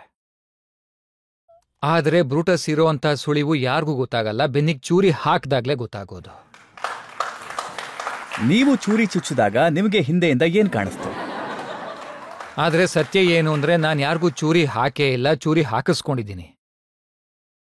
ಆಚಾರ್ಯಜಿ, ನಿಮ್ಮ ಮಿತ್ರರಾದಂಥ ರಾಜಾ ಸಾಹೇಬ್, ನೀವ್ ಹೇಳ್ತಿರಲ್ಲ, ದಿಗ್ವಿಜಯ್ ಸಿಂಗ್, ಅವರು ನಿಮ್ಮನ್ನ ತುಂಬಾ ನಂಬ್ತಾ ಇದ್ರು. ಅವ್ರಿಗೆ ತುಂಬಾನೇ ದುಃಖ ಆಗಿರ್ಬೇಕು ನೀವು ಇಂಥ ಹೇಳಿಕೆಗಳನ್ನ ಕೊಟ್ಟಾಗ, ನಿಮ್ಮನ್ನ ಕಾಂಗ್ರೆಸ್ಸಿಂದ ಹೊರಗಡೆ ಹಾಕ್ದಾಗ. ನಾನು ಏನ್ ಹೇಳ್ದೆ ಅಂತಾನೆ ನನಗೆ ಅರ್ಥ ಆಗ್ತಾ ಇಲ್ಲ. ನಾನು ಏನ್ ತಪ್ಪು ಮಾಡಿದ್ದೆ? ಈ ವಿಷಯ ಬಂದಾಗ ನನಗೆ ದಿಗ್ವಿಜಯ್ ಸಿಂಗ್ ಮತ್ತೆ ಸಚಿನ್ ಪೈಲಟ್ ಅವರು ಕೂಡ ನೆನಪಾಗ್ತಾರೆ. ನಾನು ಹೇಳಿದ್ದಿಷ್ಟೇ, ನೋಡಿ, ಯಾರಾದ್ರೂ ಕಾಂಗ್ರೆಸ್ ಅಧ್ಯಕ್ಷ ಆಗ್ಬೇಕು ಅಂದ್ರೆ, ಒಂದ್ ವೇಳೆ ರಾಹುಲ್ ಗಾಂಧಿ ಅವ್ರಿಗೆ ಅದಿಷ್ಟ ಇಲ್ಲ ಅಂದ್ರೆ ಕಾಂಗ್ರೆಸ್ ಕಮಾಂಡ್ನ ಪ್ರಿಯಾಂಕಾ ಗಾಂಧಿ ಅವ್ರಿಗೆ ಕೊಟ್ಬಿಡಿ ಎಂದೆ. ಒಂದ್ ವೇಳೆ ಪ್ರಿಯಾಂಕಾ ಗಾಂಧಿ ಅವರು ಅದನ್ನ ಬೇಡ ಅಂದ್ರೆ ದಿಗ್ವಿಜಯ್ ಸಿಂಗ್ ಅವ್ರಿಗೆ ಕೊಡಿ. ಹೊಸ ಯುವಕರು ಬೇಕು ಅಂದ್ರೆ ಸಚಿನ್ ಪೈಲಟ್ ಅವ್ರಿಗೆ ಕೊಡಿ. ದಿಗ್ವಿಜಯ್ ಸಿಂಗ್ ಅವ್ರಿಗೆ ರಾಹುಲ್ ಗಾಂಧಿ ಅವ್ರು ಹೀಗೆ ಹೇಳ್ತಾರೆ, ನೀವು ನಾಮಿನೇಷನ್ ಮಾಡಿ ಅಂತ ಹೇಳ್ತಾರೆ. ಆದ್ರೆ ಸತ್ಯ ಏನು ಅಂದ್ರೆ ದಿಗ್ವಿಜಯ್ ಸಿಂಗ್ ಅವರು ನಾಮಿನೇಷನ್ ಮಾಡೋದಕ್ಕೆ ಬಂದಾಗ ರಾಹುಲ್ ಗಾಂಧಿ ಅವ್ರ ಜೊತೆ ಪಡ್ಡೆ ಹುಡುಗರಿಗೆ ಏನ್ ಬೇಕಿತ್ತು ಅಂದ್ರೆ ಅವ್ರು ಹೇಳಿದಕ್ಕೆಲ್ಲ ಸೀಲ್ ಒತ್ತ ಅಂತ ಅಧ್ಯಕ್ಷ ಬೇಕಿತ್ತು. ಇವ್ರು ಏನ್ ಮಾಡಿದ್ರು ಅದಕ್ಕೆ ಒಪ್ಕೊಳ್ಳೋಂಥವ್ರು ಬೇಕಿತ್ತು. ಅವ್ರಿಗೆ ದಿಗ್ವಿಜಯ್ ಸಿಂಗ್ ಅವ್ರ ಬಗ್ಗೆನೂ ಅನುಮಾನ ಬಂತು. ಇವ್ರು ನೋಡಕ್ಕೇನೋ ಹೀಗಿದ್ದಾರೆ, ಆದ್ರೆ ನಮ್ಮ ಮಾತು ಕೇಳೋದಿಲ್ಲ ಅನ್ನಿಸ್ತು. ಅವರು ದಿಗ್ವಿಜಯ್ ಸಿಂಗ್ ಅವ್ರನ್ನು ಹೀಗೆ ಸೈಡಿಗೆ ತಳ್ಬಿಟ್ರು. ಅದೇ ರೀತಿ ನನ್ಗೂ ಸಹ ಮಾಡಿದ್ರಲ್ಲ. ಅಂದ್ಮೇಲೆ ಮೋಸ ಮಾಡಿದ್ದು ಇವ್ರು ತಾನೇ, ಬೆನ್ನಿಗ್ ಚೂರಿ ಇವ್ರು ಹಾಕಿದ್ದು, ಬ್ರೂಟಸ್ ಅವರು. ನೀವು ಪ್ರಶ್ನೆನ ಅವ್ರನ್ನ ಕೇಳಬೇಕು. ನೋಡಿ, ನನ್ನ ಮನಸ್ಸು ಸ್ವಚ್ಛವಾಗಿತ್ತು, ಇವತ್ತು ಹಾಗೆ ಇದೆ. ಒಂದು ವಿಷಯ ಏನು ಅಂದ್ರೆ, ನಿನ್ನೆ ತನಕ ನಾನು ಪ್ರಿಯಾಂಕಾ ಗಾಂಧಿಯವ್ರ ಜೊತೆ ಇದ್ದೆ, ಇವತ್ತು ನರೇಂದ್ರ ಮೋದಿಯವ್ರ ಜೊತೆ ಇದ್ದೀನಿ. ಪ್ರೇಕ್ಷಕರಿಂದ ಒಂದೆರಡು ಪ್ರಶ್ನೆಗಳನ್ನ ತಗೊಳ್ಳೋಣ. ದಿಗ್ವಿಜಯ್ ಸಿಂಗ್ ಹೇಳೋ ಪ್ರಕಾರ ಭಗ್ವಾ ಆತಂಕವಾದ ಅಂತೆ. ಈ ಮಾತನ್ನ ನೀವು ಎಷ್ಟು ಒಪ್ಕೊಳ್ತೀರಾ? ಮತ್ತೆ ಅವ್ರು ಹೇಳೋ ಪ್ರಕಾರ ಹಿಂದೂ ಮತ್ತೆ RSS ಆತಂಕವಾದನ ಹರಡತ್ತೆ ಮತ್ತೆ ಅಪವಾದನ ಮುಸಲ್ಮಾನರ ಮೇಲೆ ಹಾಕತ್ತೆ. ಇದ್ರ ಬಗ್ಗೆ ನೀವು ಏನ್ ಹೇಳಕ್ ಇಷ್ಟಪಡ್ತೀರಾ?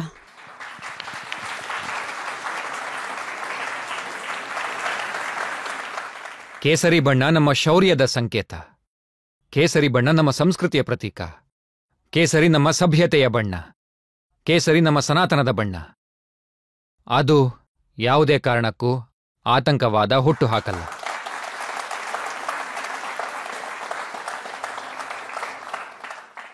ಇನ್ನು ದಿಗ್ವಿಜಯ್ ಸಿಂಗ್ ಅವರ ವಿಷಯದ ಬಗ್ಗೆ ಹೇಳೋದಾದ್ರೆ, ಅವ್ರಿಗೆ ಅವ್ರದೇ ಆದ ವಿಚಾರಧಾರೆ ಇದೆ. ಹಾಗೆ ನನ್ನ ವಿಚಾರಧಾರೆ ಬೇರೆ ಇತ್ತು, ಈಗ್ಲೂ ಅದೇ ಇದೆ, ಮುಂದೆ ಕೂಡ ಅದಿರುತ್ತೆ. ಆ ವಿಚಾರ ಏನಂದ್ರೆ, ಸನಾತನ ಮತ್ತು ಭಾರತವನ್ನ ಬೇರೆ ಮಾಡೋಕ್ಕಾಗಲ್ಲ. ರಜತ್ ಅವರೇ, ಮರ್ಯಾದ ಪುರುಷೋತ್ತಮ ಭಗವಂತ ಶ್ರೀರಾಮ ಆ ಸಮಯದಲ್ಲಿ ಲಂಕಾಧಿಪತಿ, ಅಹಂಕಾರದಿಂದ ತುಂಬಿದ ಮಹಾರಾಜ, ಸಾಮ್ರಾಟ ದಶಾನನ, ಅವನ ನಾಭಿಗೆ ತಮ್ಮ ಬಾಣವನ್ನ ಪ್ರಯೋಗ ಮಾಡ್ತಾರೆ ಮತ್ತು ಆ ಅಹಂಕಾರದ ಲಂಕೆಯನ್ನ ಧ್ವಂಸ ಮಾಡ್ತಾರೆ. ಮತ್ತೆ ಆಗ ಸನಾತನ ಜಾಗೃತವಾಗುತ್ತೆ.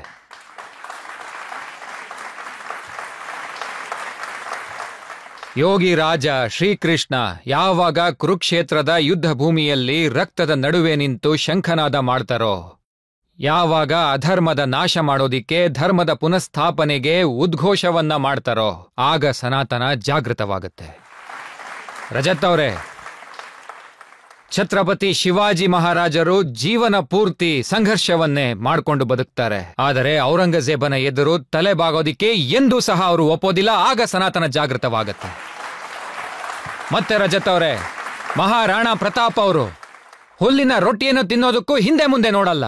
ಹುಲ್ಲಿನ ರೊಟ್ಟಿ ಅದನ್ನು ಸ್ವೀಕರಿಸ್ತಾರೆ. ಆದ್ರೆ ಇನ್ನೊಬ್ರು ಮುಂದೆ ಅವರು ತಲೆ ಬಾಗೋದಿಲ್ಲ. ಆಗ ಸನಾತನ ಜಾಗೃತವಾಗುತ್ತೆ.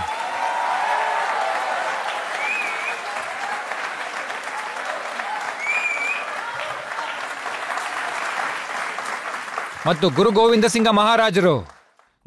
ಸಿಂಗ ಮಹಾರಾಜರ ಮಕ್ಕಳನ್ನ ಗೋಡೆ ಕಟ್ಟಿ ಸಮಾಧಿ ಮಾಡಲಾಗತ್ತೆ.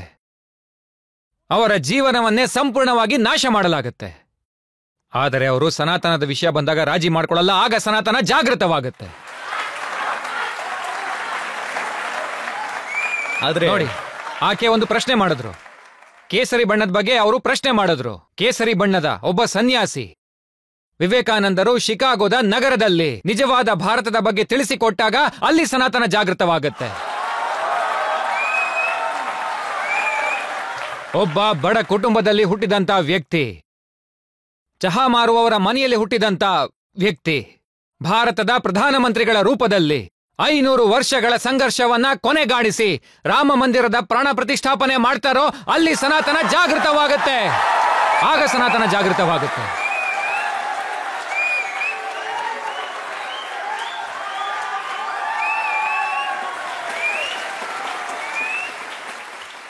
ಆಚಾರ್ಯ ಅವರೇ, ಅವರ ಪ್ರಶ್ನೆ ಅರ್ಥ ಏನು ಅಂತಂದ್ರೆ, ಯಾವಾಗ ದಿಗ್ವಿಜಯ್ ಸಿಂಗ್ ಈ ಮಾತನ್ನ ಹೇಳಿದ್ರೋ, ಹೇಮಂತ್ ಕರ್ಕರೆ ಅವರನ್ನ ಅಜ್ಮಲ್ ಕಸಬ್ ಕೊಂದಿದ್ದಲ್ಲ, ಯಾರೋ ಹಿಂದೂ ಕೊಂದಿದ್ದಾನೆ ಅಂದಾಗ ಏನು ಜಾಗೃತವಾಗತ್ತೆ? ರಜತ್ ಅವರೇ, ಯಾವಾಗ ಈ ಸನಾತನ ಆತಂಕವಾದವನ್ನ ಬೆಂಬಲಿಸುತ್ತೋ ಆಗ ಈ ಆರೋಪ ಮಾಡ್ತಿರೋರು ಯಾರು ಕೂಡ ಈ ಜಗತ್ತಲ್ಲಿ ಉಳ್ಕೊಳ್ಳೋದಿಲ್ಲ.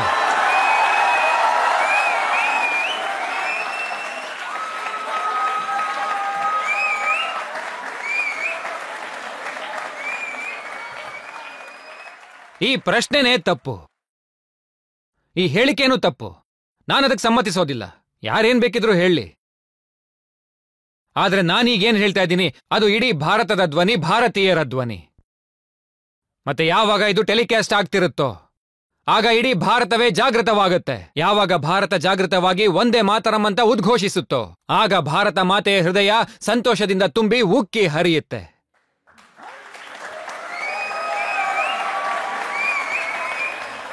ನಾವೀಗ ಮತ್ತೊಂದು ಬ್ರೇಕ್ ತಗೊಳ್ಳೋಣ. ಬ್ರೇಕ್ ನಂತರ ಆಪ್ಗೆ ಅದಾಲತ್ನಲ್ಲಿ ಆರೋಪ ಮತ್ತೆ ಪ್ರಶ್ನೆಗಳ ಮತ್ತೊಂದು ಸುತ್ತು.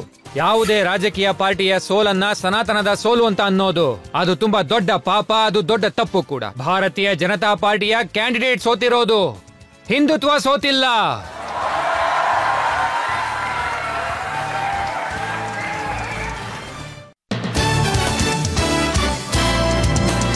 Welcome back. ಆಪ್ಗೆ ಅದಾಲತ್ನಲ್ಲಿ ಇವತ್ತಿನ ನಮ್ಮ ಅತಿಥಿ ಆಚಾರ್ಯ ಪ್ರಮೋದ್ ಕೃಷ್ಣಂ. ಆಪ್ಗೆ ಅದಾಲತ್ನಲ್ಲಿ ಮುಂದಿನ ಆರೋಪ. ಆಪ್ಕಿ ಅದಾಲತ್ನಲ್ಲಿ ಆಚಾರ್ಯ ಪ್ರಮೋದ್ ಕೃಷ್ಣಂ ಅವರ ಮೇಲಿರುವ ಆರೋಪವೆಂದರೆ ಇವರು ಅಸಂಸ್ಕೃತ ಭಾಷೆಯನ್ನು ಉಪಯೋಗಿಸುತ್ತಾರೆ ಎಂಬುದು. ಈಗ ಆಚಾರ್ಯ ಅವರೇ, ನಿಮ್ಮ ಮೇಲೆ ಸಾಕಷ್ಟು ಕಂಪ್ಲೇಂಟ್ಸ್ಗಳು ಬಂದಿದೆ ನನಗೆ. ಮತ್ತೆ ನಿಮ್ಮೆಲ್ಲ ಸಮಸ್ಯೆಗಳು ಏನು ಅಂತಂದ್ರೆ ನೀವು ಮಾತಾಡುವಂತ ಮಾತುಗಳ ಬಗ್ಗೆ, ನೀವು ಉಪಯೋಗಿಸುವಂತ ಪದಗಳ ಬಗ್ಗೆ. ಅಂದ್ರೆ ನೀವು ಸಂಸತ್ನಲ್ಲಿ ಸಿಂಗೂರ್ ಸ್ಥಾಪನೆಯಾದಾಗ ನೀವ್ ಹೇಳಿದ್ರಿ ದೇವತೆಗಳು ಪುಷ್ಪವೃಷ್ಟಿ ಮಾಡ್ತಾ ಇದ್ದಾರೆ ಅಂತ. ನಂತರ ಹೇಳಿದ್ರಿ ಕತ್ತೆಗಳು ಕೂಗಾಡ್ತಾ ಇದ್ವು ಅಂತ. ಇದು ಸಂತರು ಮಾತಾಡುವಂತ ಭಾಷೆನಾ? ನಾನ್ ಬರ್ದಿದ್ದೆ, ಧರ್ಮದಂಡ ಸ್ಥಾಪನೆಯಾಗಿದೆ, ದೇವತೆಗಳು ಪುಷ್ಪ ವೃಷ್ಟಿ ಮಾಡ್ತಾ ಇದ್ದಾರೆ ಮತ್ತು ಕತ್ತೆಗಳು ಕೂಕೊಳ್ತಾ ಇವೆ. ಮತ್ತೆ ಈ ನ್ಯಾಯಾಲಯದಲ್ಲಿ ನೀವು ತುಂಬಾ ದೊಡ್ಡ ವಕೀಲರು, ಮತ್ತೆ ನೀವು ಯಾವ ರೀತಿ ಆರೋಪ ಮಾಡೋಕೆ ಸಂಕಲ್ಪ ಮಾಡ್ಕೊಂಡು ಬಂದಿದ್ದೀರಾ ಅಂದ್ರೆ ನನ್ನ ನೀವತ್ತು ನೇಣಿಗೆ ಹಾಕ್ಸೇ ಹೋಗೋದು ಅಂತ. ನಂದೊಂದು ಪ್ರಶ್ನೆ ಇದೆ. ಈಗ ನಾನು ಯಾರಾದ್ರೂ ನಾಯಕರ ಹೆಸರು ತಗೊಂಡ, ಯಾವ್ದಾದ್ರೂ ಪಾರ್ಟಿ ಹೆಸರು ತಗೊಂಡ, ಯಾವ್ದಾದ್ರೂ ವ್ಯಕ್ತಿ ಹೆಸರು ತಗೊಂಡ? ರಜತ್ ಅವರೇ, ಯಾವುದೇ ವ್ಯಕ್ತಿಯನ್ನ ಕತ್ತೆ ಅಂತ ಕರೆಯೋಕ್ಕಾಗಲ್ಲ, ಹಾಗೆ ಒಂದು ಕತ್ತೆಯನ್ನ ಮನುಷ್ಯ ಕೂಡ ಅನ್ನೋಕ್ಕಾಗಲ್ಲ.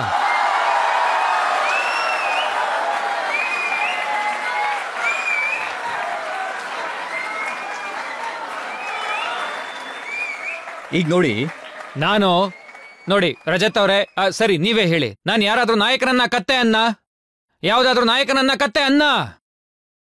ನೀವ್ ಈ ಕಡೆ ಹೇಳಿ, ನಾನ್ ಕತ್ತೆ ಅಂತ ಕರೆದ್ನ ಅಂದ್ಮೇಲೆ ಕತ್ತೆಗಳನ್ನು ನಾಯಕರು ಅನ್ನೋಕ್ಕಾಗಲ್ಲ. ನೀವು ಎಲ್ಲಿ ಹೆಸರನ್ನ ತಗೊಂಡು ಮಾತಾಡಿದ್ರು ಅದರ ಉದಾಹರಣೆ ನಾನು ನಿಮ್ಗೆ ಕೊಡ್ತೀನಿ. ಒಂದು ವೇಳೆ ಏನಾದ್ರೂ ರಾಹುಲ್ ಗಾಂಧಿ ಅವರು ನೆಹರು ಗಾಂಧಿ ಕುಟುಂಬದಲ್ಲಿ ಹುಟ್ಟದೇ ಇದ್ದಿದ್ರೆ ಅವ್ರಿಗೆ ಯಾರು ಪ್ಯೋನ್ ಕೆಲಸ ಕೂಡ ಕೊಡ್ತಾ ಇರ್ಲಿಲ್ಲ ಅಂತ ಹೇಳ್ತೀರಿ. ಇಂಥ ಭಾಷೆ ಶೋಭೆ ತರುತ್ತೆ ಅಂತೀರಾ? ಇಲ್ಲ, ಆ ಭಾಷೆ ಅಶೋಭನೀಯ ಏನಲ್ಲ. ಆ ಭಾಷೆನ ಸಹಿಸ್ಕೊಳ್ಳೋದಕ್ಕಾಗಲ್ಲ. ನನಗೊಂದು ವಿಷಯ ಹೇಳಿ, ಸತ್ಯ ಹೇಳ್ಬಿಡಿ ಅಂತ ಯಾವ್ದಾದ್ರೂ ಧರ್ಮ ಹೇಳ್ಕೊಡುತ್ತಾ? ಸುಳ್ಳು ಹೇಳಿಂತ ಆ ಧರ್ಮ ಹೇಳ್ಕೊಡುತ್ತಾ? ಇಲ್ಲ, ಪ್ಯೂನ್ ಕೆಲಸ. ರಜತ್ ಅವರೇ, ಸತ್ಯವನ್ನ ಸತ್ಯ ಅಂತ ಒಪ್ಕೊಳ್ಳೋದು ತುಂಬಾನೇ ಕಷ್ಟ. ನೋಡಿ, ಸತ್ಯವನ್ನ ಹೇಳೋದು ಎಷ್ಟು ಕಷ್ಟನೋ ಅಷ್ಟೇ ಕಷ್ಟ ಸತ್ಯವನ್ನ ಕೇಳಿಸ್ಕೊಳ್ಳೋದು ಕೂಡ. ಸತ್ಯವನ್ನ ಕೇಳೋದು ಎಷ್ಟು ಕಷ್ಟ ಇದೆಯೋ ಅದನ್ನ ಸ್ವೀಕರಿಸೋದು ಅದಕ್ಕಿಂತ ಕಷ್ಟ. ಈ ಸತ್ಯವನ್ನ ಕಾಂಗ್ರೆಸ್ ತುಂಬಾ ಹಿಂದೆನೆ ಅರ್ಥ ಮಾಡ್ಕೊಂಡಿದ್ರೆ ಕಾಂಗ್ರೆಸ್ಗೆ ಇವತ್ತಿನ ಪರಿಸ್ಥಿತಿ ಖಂಡಿತ ಬರ್ತಾ ಇರಲಿಲ್ಲ.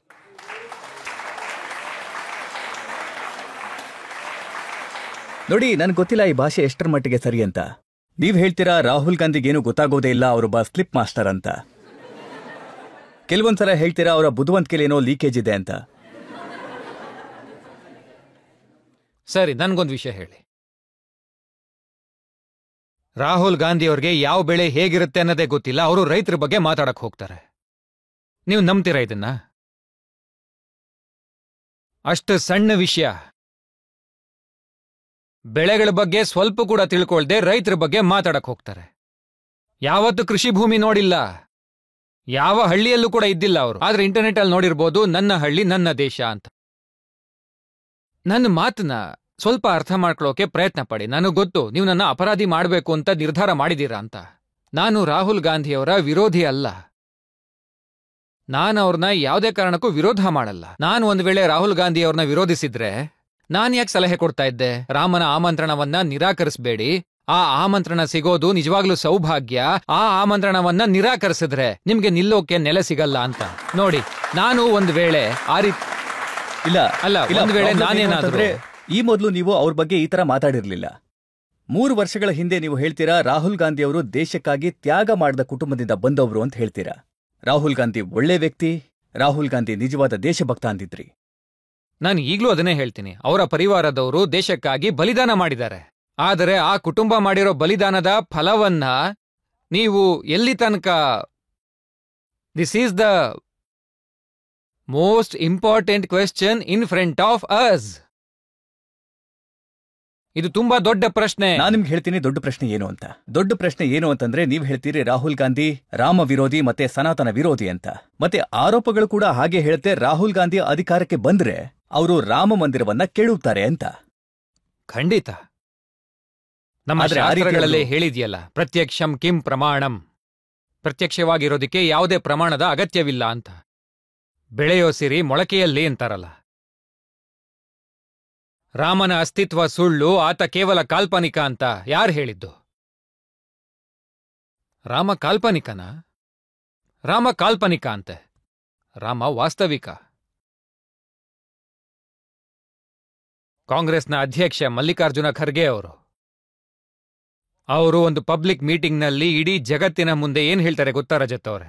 ಮತ್ತೆ ಈ ಬಾರಿ ನರೇಂದ್ರ ಮೋದಿ ಅವರು ಪ್ರಧಾನಮಂತ್ರಿ ಆದ್ರೆ ಸನಾತನದ ರಾಜ್ಯ ಹುಟ್ಕೊಳ್ಳುತ್ತೆ ಅಂತಾರೆ. ಗೊತ್ತಾ? ಅವರ ಸುಪುತ್ರ ಇದಾರಲ್ಲ, ಅವ್ರು ಹೇಳ್ತಾರೆ ಸನಾತನ ಇಸ್ ಅ ಡರ್ಟಿ ವರ್ಡ್ ಅಂತ. ಒಂದು ಪಾರ್ಟಿ ಇದೆ, DMK, ಕಾಂಗ್ರೆಸ್ ಪಾರ್ಟಿ, ಮತ್ತೆ ರಾಹುಲ್ ಗಾಂಧಿ ಅವರ ತುಂಬಾ ನೆಚ್ಚಿನ ಪಾರ್ಟಿ ಅದು. ಅವ್ರು ಹೇಳ್ತಾರೆ ಸನಾತನ ಏನಿದೆ ಅದು ಡೆಂಗು ಮಲೇರಿಯಾ ಕೋಡ್ ಇದ್ದ ಹಾಗೆ ಅಂತ. ಅದಕ್ಕೆ ನಾನು ಹೇಳ್ದೆ, ಈ ಡೆಂಗು ಮಲೇರಿಯಾ ಕೋಡ್ ಸೇರ್ಕೊಂಡೆ DMK ಆಗಿರೋದು. DMK ಫುಲ್ ಫಾರ್ಮೇ ಅದು ಅಂತ, ಡೆಂಗು ಮಲೇರಿಯಾ ಕೋಡ್. ದೇವಸ್ಥಾನಕ್ಕೆ ಜನ ಹೋಗೋದೆ ಹುಡುಗಿರು ಚುಡಾಯಿಸಕ್ಕೆ ಅಂತಾರೆ. ಇದನ್ ಯಾರು ಹೇಳಿದ್ದು? ಹೇಳಿ, ಯಾರು ಹೇಳಿದ್ದು ಅಂತ. ಅವ್ರನ್ನು ಕರೆಸಿ, ಇಲ್ಲಿಗೆ ಕರೆಸ್ಬೇಕು ತಾನೆ. ಆದ್ರೆ ನನ್ಗೇನನ್ಸುತ್ತೆ ಗೊತ್ತಾ ರಜತ್ ಅವರೇ, ನೀವು ನಮ್ಮಂತ ಬಡ ಬಗ್ರನ್ನ ಕರ್ಕೊಂಡ್ ಬಂದು ಇಲ್ಲಿ ಕೂರ್ಸಿ ಅಪರಾಧಿಗಳನ್ನ ಮಾಡ್ತೀರಾ. ರಾಹುಲ್ ಗಾಂಧಿ ಅವ್ರನ್ನೆಲ್ಲ ನೀವು ಮಾಡಲ್ಲ, ನೀವು ಹೆದರ್ತೀರಾ ಅನ್ಸುತ್ತೆ.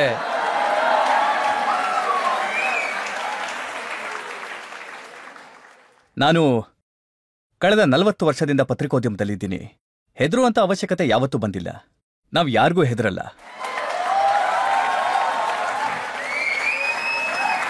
ಅಲ್ಲ ನೋಡಿ, ನೀವು ಹೇಳಿದ್ರಿ ಅನ್ನೋ ಕಾರಣಕ್ಕೆ ನಾನು ಜನತೆಗೆ ಹೇಳ್ತಾ ಇದ್ದೇನೆ, ನಾನು ರಾಹುಲ್ ಗಾಂಧಿ ಅವರಿಗೆ ಸಾಕಷ್ಟು ಸಲ ಇನ್ವಿಟೇಷನ್ನ ಕಳಿಸಿದ್ದೀನಿ.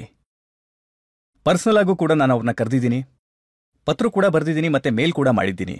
ಮತ್ತೆ ನನಗೆ ನಂಬಿಕೆ ಇದೆ, ಒಂದಲ್ಲ ಒಂದಿನ ಅವ್ರಿಗನ್ಸುತ್ತೆ ನಾನು ನಿಜಕ್ಕೂ ಆಪ್ಕೆ ಅದಾಲತ್ಗೆ ಬರಬೇಕು ಅಂತ. ನಾನು ಖಡಾಖಂಡಿತವಾಗಿ ಹೇಳ್ತೀನಿ, ಅವ್ರಿಗೆ ಯಾವತ್ತೂ ಹಾಗನ್ಸಲ್ಲ, ಯಾವತ್ತೂ ಕೂಡ ಅನ್ಸಲ್ಲ. ಬಂದ್ರೆ ನಮಗೂ ಸಹ ಖುಷಿನೇ. ಆದ್ರೆ ಬಂದ್ರೆ ನನ್ನ ಪರವಾಗಿ ಅವ್ರಿಗಿದೊಂದು ಪ್ರಶ್ನೆ ಕೇಳ್ಬಿಡಿ. ಏನು, ದೇವಸ್ಥಾನಕ್ಕೆ ಹೋಗೋದೆ ಹುಡುಗಿರ್ನ ಚುಡಾಯಿಸೋದಕ್ಕ ಅಂತ? ರಾಮ ಕಾಲ್ಪನಿಕನ ಅಂತ ಕೇಳಿ. ಹಾಗೆ ಆ ನವರಾತ್ರಿ ಸಮಯದಲ್ಲಿ ಕೇರಳದಲ್ಲಿ ಒಂದು ಹಸುನ ಬಲಿ ಕೊಟ್ರಲ್ಲ, ಮತ್ತೆ ನವರಾತ್ರಿ ಸಮಯದಲ್ಲಿ ಮಟನ್ ಮಾಡೋ ಫೋಟೋನ ವೈರಲ್ ಮಾಡ್ತಿರಲ್ಲ, ಅದು ಸನಾತನನ? ಕೆಲ್ಸಕ್ ಬಾರ್ದವನೊಬ್ಬ ಹೇಳ್ತಾನೆ ಸನಾತನ ಒಳ್ಳೆ ಶಬ್ದ ಅಲ್ಲ ಅಂತ. ರಾಹುಲ್ ಗಾಂಧಿ ಅವರು ನೀವ್ ಹೇಳಿದ ತಪ್ಪು ಅಂತ ಅವ್ರನ್ನ ಪ್ರಶ್ನೆ ಮಾಡಿದ್ರ ಕೇಳಿ. ರಾಮ ಮಂದಿರದ ಪ್ರಾಣ ಪ್ರತಿಷ್ಠಾಪನೆ ಆಗ್ತಾ ಇತ್ತು, ಸಮಾರಂಭ ನಡೀತಾ ಇತ್ತು, ಆದ್ರೆ ನೀವು ಅದು ಬಿಜೆಪಿಯ ಕಾರ್ಯಕ್ರಮ ಅಂದ್ರಿ. ಆದ್ರೆ ಆತರ ಇರ್ಲಿಲ್ಲ. ಅಲ್ಲ, ಅದು ಆ ರೀತಿ ಆಚಾರ್ಯ ಅವರೇ, ಬಿಜೆಪಿಯವರಿಗೆ ಏನ್ ಲಾಭ ಆಯ್ತು? ಅಯೋಧ್ಯೆಯಲ್ಲಿ ಎಲ್ಲಿ ರಾಮ ಮಂದಿರ ಕಟ್ಟಿದ್ರೋ, ಪ್ರಾಣ ಪ್ರತಿಷ್ಠಾಪನೆ ಆಯ್ತೋ, ಜಗತ್ತಲ್ಲಿ ಇಷ್ಟೊಂದು ಗುಣಗಾನ ಆಯ್ತೋ, ಬಿಜೆಪಿಯವರು ಅಲ್ಲೇ ಲೋಕಸಭಾ ಚುನಾವಣೆಯಲ್ಲಿ ಸೋತರು. ನೋಡಿ ರಜತ್ ಅವರೇ, ಬಿಜೆಪಿ ಸೋತಿರೋದು ಸನಾತನ ಅಲ್ಲ.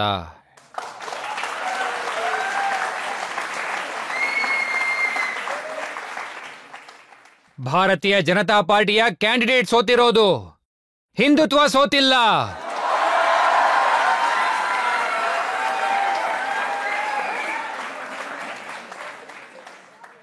ಯಾವುದೇ ರಾಜಕೀಯ ಪಾರ್ಟಿಯ ಸೋಲನ್ನ ಸನಾತನದ ಸೋಲು ಅಂತ ಅನ್ನೋದು ಅದು ತುಂಬಾ ದೊಡ್ಡ ಪಾಪ, ಅದು ದೊಡ್ಡ ತಪ್ಪು ಕೂಡ. ನಾನಿದನ್ನ ಒಪ್ಪೋದಿಲ್ಲ. ಭಾರತೀಯ ಜನತಾ ಪಾರ್ಟಿಯ ಸ್ಥಾಪನೆ 1980 ಆಸುಪಾಸಾಗಿದ್ದು. ಸನಾತನ ಆದಿ ಕಾಲದಿಂದ ಇದೆ. ಯಾವುದು ಸತ್ಯವೋ ಅದೇ ಶಾಶ್ವತ, ಮತ್ತೆ ಯಾವುದು ಶಾಶ್ವತವೋ ಅದೇ ಸನಾತನ, ಅದೇ ಸನಾತನ. ಆದ್ರೆ ಈ ರೀತಿ ಅಯೋಧ್ಯೆಯಲ್ಲಿ ನೋಡಿ, ಈ ರೀತಿ ಅವಾಗವಾಗ ಆಗತ್ತೆ.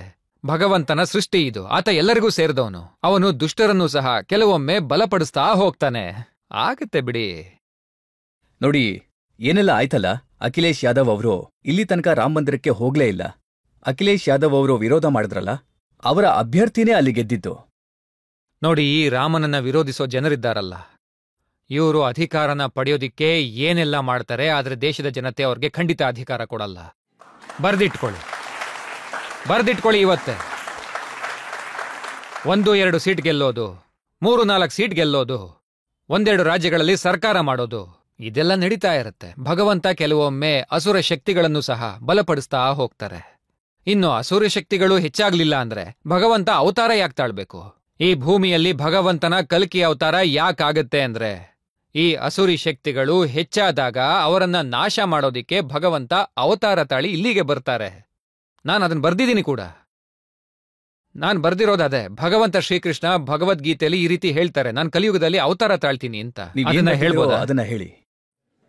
कि तूने द्वापर में वादा किया था,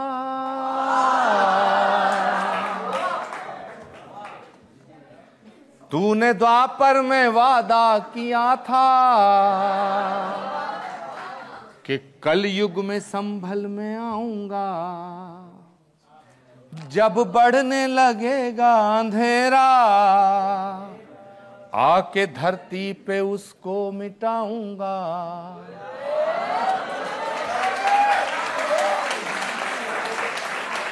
जब बढ़ने लगेगा अंधेरा आके धरती पे उसको मिटाऊंगा।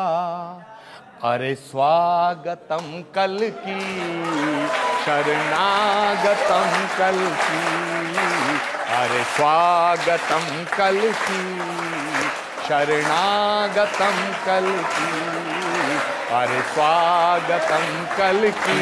नन जोते हाडी।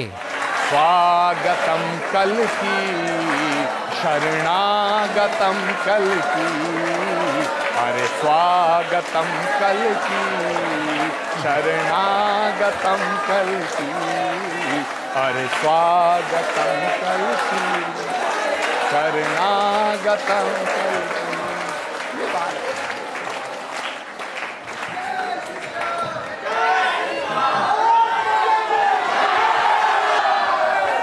ನಾವೀಗ ಮತ್ತೊಂದು ಬ್ರೇಕ್ ತಗೊಳ್ಳೋಣ. ಬ್ರೇಕ್ ನಂತರ ಆಪ್ಗೆ ಅದಾಲತ್ನಲ್ಲಿ ಆರೋಪ ಮತ್ತೆ ಪ್ರಶ್ನೆಗಳ ಮತ್ತೊಂದು ಸುತ್ತು. ಇದೆಲ್ಲ ಹೇಗೆ ಸಾಧ್ಯ ಆಯ್ತು ಅಂದ್ರೆ, ಬಾಬರ್ ಏನು ಶೂರನಾಗಿರ್ಲಿಲ್ಲ, ತೈಮರ್ ಧೀರನಾಗಿರ್ಲಿಲ್ಲ, ಚಂಗೇಜ್ ಶೂರನಾಗಿರ್ಲಿಲ್ಲ, ಘಜ್ನಿ ಧೀರನಾಗಿರ್ಲಿಲ್ಲ. ಭಾರತದ ಗುಲಾಮಗಿರಿಗೆ ಕಾರಣ ಏನು ಅಂದ್ರೆ ನಮ್ಮಲ್ಲಿದ್ದಂತ ಜನರೇ ಆಗಿದ್ರು.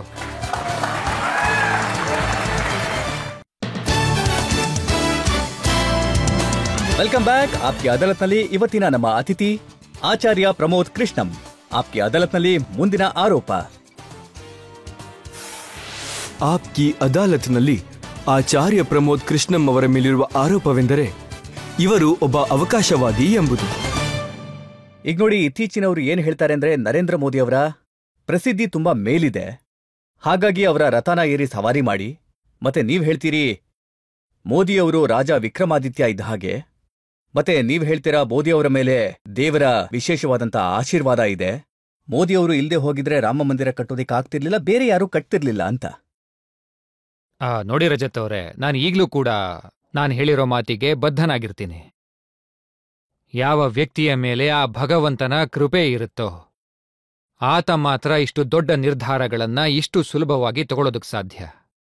ನನ್ನನ್ನು ಕ್ಷಮಿಸಿ, ಈ ದೇಶದ ಪ್ರಧಾನಮಂತ್ರಿ ನರೇಂದ್ರ ಮೋದಿಯವರು ಆಗಿರ್ಲಿಲ್ಲ ಅಂದಿದ್ರೆ 370ನೇ ವಿಧಿ ಕೂಡ ಹೋಗ್ತಿರ್ಲಿಲ್ಲ, ರಾಮ ಮಂದಿರದ ನಿರ್ಮಾಣ ಕೂಡ ಆಗ್ತಿರ್ಲಿಲ್ಲ, ಆ ತಲಾಕ್ ಕೂಡ ಹೋಗ್ತಿರ್ಲಿಲ್ಲ, ಮತ್ತೆ ರಜತ್ ಅವರೇ ಕಲ್ಕಿ ಧಾಮದ ಶಿಲಾನ್ಯಾಸ ಕೂಡ ಆಗ್ತಿರ್ಲಿಲ್ಲ. ಹಾಗಾಗಿ ಈ ದೇಶದಲ್ಲಿ ಬಂದಂತಹ ಎಲ್ಲ ಪ್ರಧಾನಮಂತ್ರಿಗಳು ತಮ್ಮದೇ ರೀತಿಯಲ್ಲಿ ದೇಶದ ಸೇವೆ ಮಾಡಿದ್ದಾರೆ. ಆದ್ರೆ ಯಾವ ರೀತಿ ಸಾಮ್ರಾಟ ಅಶೋಕ, ಸಾಮ್ರಾಟ ಚಂದ್ರಗುಪ್ತ, ಸಾಮ್ರಾಟ ವಿಕ್ರಮಾದಿತ್ಯ, ಈ ರೀತಿ ತುಂಬಾ ಸಾಮ್ರಾಟರಿದ್ರು. ಆದ್ರೆ ಯಾವ ಸಾಮ್ರಾಟ ಕೂಡ ಸಾಮ್ರಾಟ ವಿಕ್ರಮಾದಿತ್ಯ ರೀತಿ ಇರಲಿಲ್ಲ. ಅದೇ ರೀತಿ ಬೇರೆ ಪ್ರಧಾನಮಂತ್ರಿಗಳ ಜೊತೆ ನರೇಂದ್ರ ಮೋದಿಯವರನ್ನ ಯಾವತ್ತೂ ಹೋಲಿಸೋದಿಕ್ಕೆ ಆಗೋದಿಲ್ಲ. ನೋಡಿ ಆಚಾರ್ಯ ಅವರೇ, ನೀವಿವತ್ತು ಬಹಳ ಒಳ್ಳೆ ಮಾತನ್ನ ಹೇಳಿದ್ದೀರಾ. ಆದ್ರೆ 2015ರಲ್ಲಿ ನೀವ್ ಹೇಳಿದ್ರಿ ಯಾವಾಗಿಂದ ನರೇಂದ್ರ ಮೋದಿಯವರು ಪ್ರಧಾನಮಂತ್ರಿ ಆಗಿದ್ದಾರೋ ಆಗಿಂದ ಈ ದೇಶದಲ್ಲಿ ಭಯ ಇದೆ.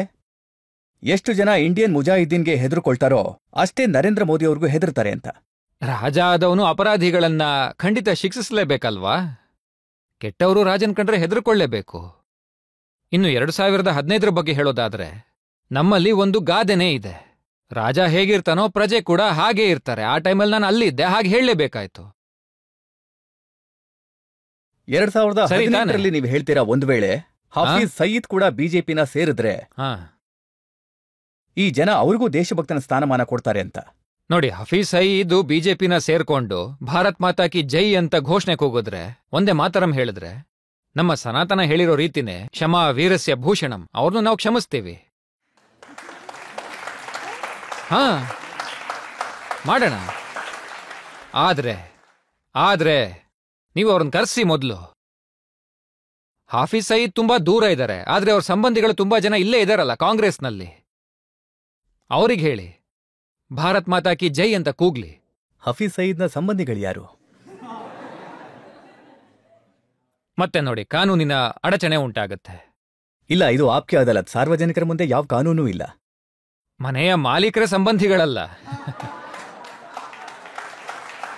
ನೋಡಿ, ನಿಮ್ಗೆ ಇನ್ನೊಂದು ವಿಷಯ ಹೇಳ್ತೀನಿ.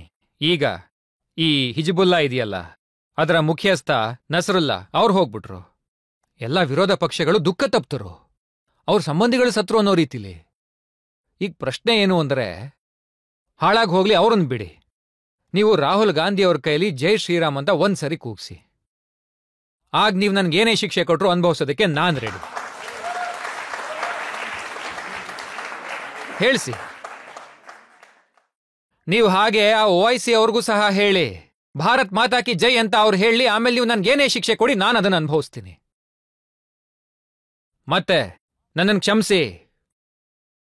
ಅವರು ಯಾವುದೇ ಇಸ್ಲಾಮಿನ ಸ್ಕಾಲರ್ ಅಲ್ಲ, ನನ್ನನ್ನು ಕ್ಷಮಿಸಿ ಈ ರೀತಿ ಹೇಳ್ತಿರೋದಿಕ್ಕೆ. ಇಸ್ಲಾಂ ಆ ರೀತಿ ಹೇಳೋಲ್ಲ. ಇಸ್ಲಾಂ ಏನ್ ಹೇಳುತ್ತೆ ಅಂದ್ರೆ, ತಾಯಿಯ ಪಾದಗಳಲ್ಲೇ ಸ್ವರ್ಗ ಇದೆ ಅಂತ. ಈ ರೀತಿ ಹೇಳೋ ಇಸ್ಲಾಂ ತನ್ನ ಮಾತೃಭೂಮಿಯನ್ನ ದ್ವೇಷಿಸೋದನ್ನ ಹೇಗೆ ತಾನೇ ಒಪ್ಕೊಳ್ಳುತ್ತೆ ಹೇಳಿ? ಹೇಳಿ. ಭಾರತ್ ಮಾತಾ ಕಿ ಜೈ ಅಂತ ನಾನು ಹೇಳೋದಿಲ್ಲ. ಹಾಗೆ ಹೇಳಿದ್ರೆ ಇಸ್ಲಾಂಗೆ ತೊಂದರೆ ಆಗುತ್ತೆ. ಇದು OIC ಅವ್ರು ಹೇಳಿರೋ ಅಂತ ಒಂದು ಹೇಳಿಕೆ. ಆದ್ರೆ ಸಂಸತ್ನ ಒಳಗೆ ಪ್ಯಾಲೆಸ್ತೈನ್ಗೆ ಜೈ ಅಂತ ಹೇಳಿದಾಗ ಇಸ್ಲಾಂಗೆ ಯಾವುದೇ ತೊಂದರೆ ಆಗ್ಲಿಲ್ವಾ? ಇದನ್ನ ದ್ವಂದ್ವ ನೀತಿ ಅಂತಾರೆ. ಅದಕ್ಕೆ ರಜತ್ ಅವರೇ, ನಾನೇನ್ ಹೇಳ್ತೀನಿ ಅಂದ್ರೆ, ಈ ಹಿಂದೂಸ್ತಾನ, ಭಾರತ, ಇದು ಭಾರತದ ಭೂಮಿ 1000 ವರ್ಷಗಳ ತನಕ ಗುಲಾಮ್ಗಿರಿನಲ್ಲಿತ್ತು. 1000 ವರ್ಷಗಳ ತನಕ ಮೊಘಲರು ಮತ್ತು ಬ್ರಿಟಿಷರು ಇದನ್ನ ಆಳಿದ್ರು. ಇದೆಲ್ಲ ಹೇಗೆ ಸಾಧ್ಯ ಆಯಿತು ಅಂದ್ರೆ, ಬಾಬರ್ ಏನು ಶೂರನಾಗಿರ್ಲಿಲ್ಲ, ತೈಮರ್ ಧೀರನಾಗಿರ್ಲಿಲ್ಲ. ಚಂಗೇಶ್ ಗುಲಾಮಗಿರಿಗೆ ಕಾರಣ ಏನು ಅಂದ್ರೆ, ನಮ್ಮಲ್ಲಿದ್ದಂತ ಜನರೇ ಆಗಿದ್ರು.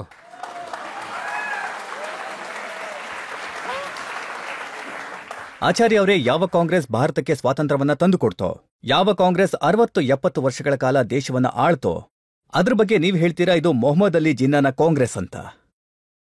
ಅದನ್ನೇ ನಾನು ಹೇಳ್ತಾ ಇರೋದು. ಆ ಕಾಂಗ್ರೆಸ್ಸೇ ಬೇರೆ ಇತ್ತು, ಈಗಿರೋ ಕಾಂಗ್ರೆಸ್ಸೇ ಬೇರೆಯಾಗಿದೆ ಅಂತ. ಮಹಾತ್ಮ ಗಾಂಧಿ ಅವರ ಕಾಂಗ್ರೆಸ್ ಜಿನ್ನಾ ಅವರ ಕಾಂಗ್ರೆಸ್ ಆಗಿದೆ ಅಂತ ನಾನೆಲ್ಲಿ ಹೇಳ್ದೆ? ನಾನು ಹೇಳಿದ್ದು ಈಗಿರೋಂತ ಕಾಂಗ್ರೆಸ್ ಜಿನ್ನಾ ಅವರ ಹಾದಿಯಲ್ಲೇ ಸಾಗ್ತಾ ಇದೆ ಅಂತ, ಸಾಗಿದೆ ಅಂತ. ಇವರು ಆತಂಕವಾದಿಗಳನ್ನ ಸಮರ್ಥಿಸ್ಕೋತಾರಲ್ಲ. ಭಾರತವನ್ನ ತುಂಡು ತುಂಡು ಮಾಡ್ತೀವಿ, ಇನ್ಶಾ ಅಲ್ಲಾ ಭಾರತವನ್ನ ತುಂಡು ತುಂಡು ಮಾಡ್ತೀವಿ, ಈ ರೀತಿ ಕೂಗ್ತಾರಲ್ಲ, ಅವ್ರನ್ನ ಇವರು ನಾಯಕನನ್ನಾಗಿ ಮಾಡ್ತಾರೆ. ಈ ರೀತಿ ಭಾರತವನ್ನ ವಿರೋಧಿಸೋರ್ನ ನಾನು ಮುಂಚೆನೂ ವಿರೋಧ ಮಾಡಿದೀನಿ, ವಿರೋಧ ಮಾಡ್ತೀನಿ, ಮುಂದಕ್ಕೂ ಮಾಡ್ತೀನಿ. ಅಲ್ಲ ನೋಡಿ, ಕಳೆದ 2-3 ವರ್ಷಗಳ ಹಿಂದೆ ನೀವು ಬೇರೆಯವರನ್ನ ವಿರೋಧ ಮಾಡ್ತಾ ಇದ್ರಿ. ಯೋಗಿ ಆದಿತ್ಯನಾಥ್ ಬಗ್ಗೆ ನೀವು ಹೇಳಿದ್ರಿ, ಗೋರಖ್ಪುರದ ಒಬ್ಬ ಹುಚ್ಚ ಮಾಫಿಯಾ ಮಹಾತ್ಮ ಹೇಳ್ತಾನೆ ದೇಶ ಹಿಂದೂಗಳಿಗೆ ಮಾತ್ರ ಸೇರಿದ್ದು ಅಂತ. ನೋಡಿ, ಒಂದ್ ವಿಷಯ ರಜತ್ ಅವರೇ, ನೀವು ಬೇರೆಯವರ ಮಾತುಗಳನ್ನ ನನ್ನ ಬಾಯಲ್ಲಿ ತುರುಕಬೇಡಿ. ನನ್ನ ಕೆಲವು ವಿಚಾರಗಳಿತ್ತು, ಆ ವಿಚಾರಗಳಿಂದ ನಾನು ಯಾವತ್ತೂ ಕೂಡ ಹಿಂದೆ ಸರಿಯೋದಿಲ್ಲ.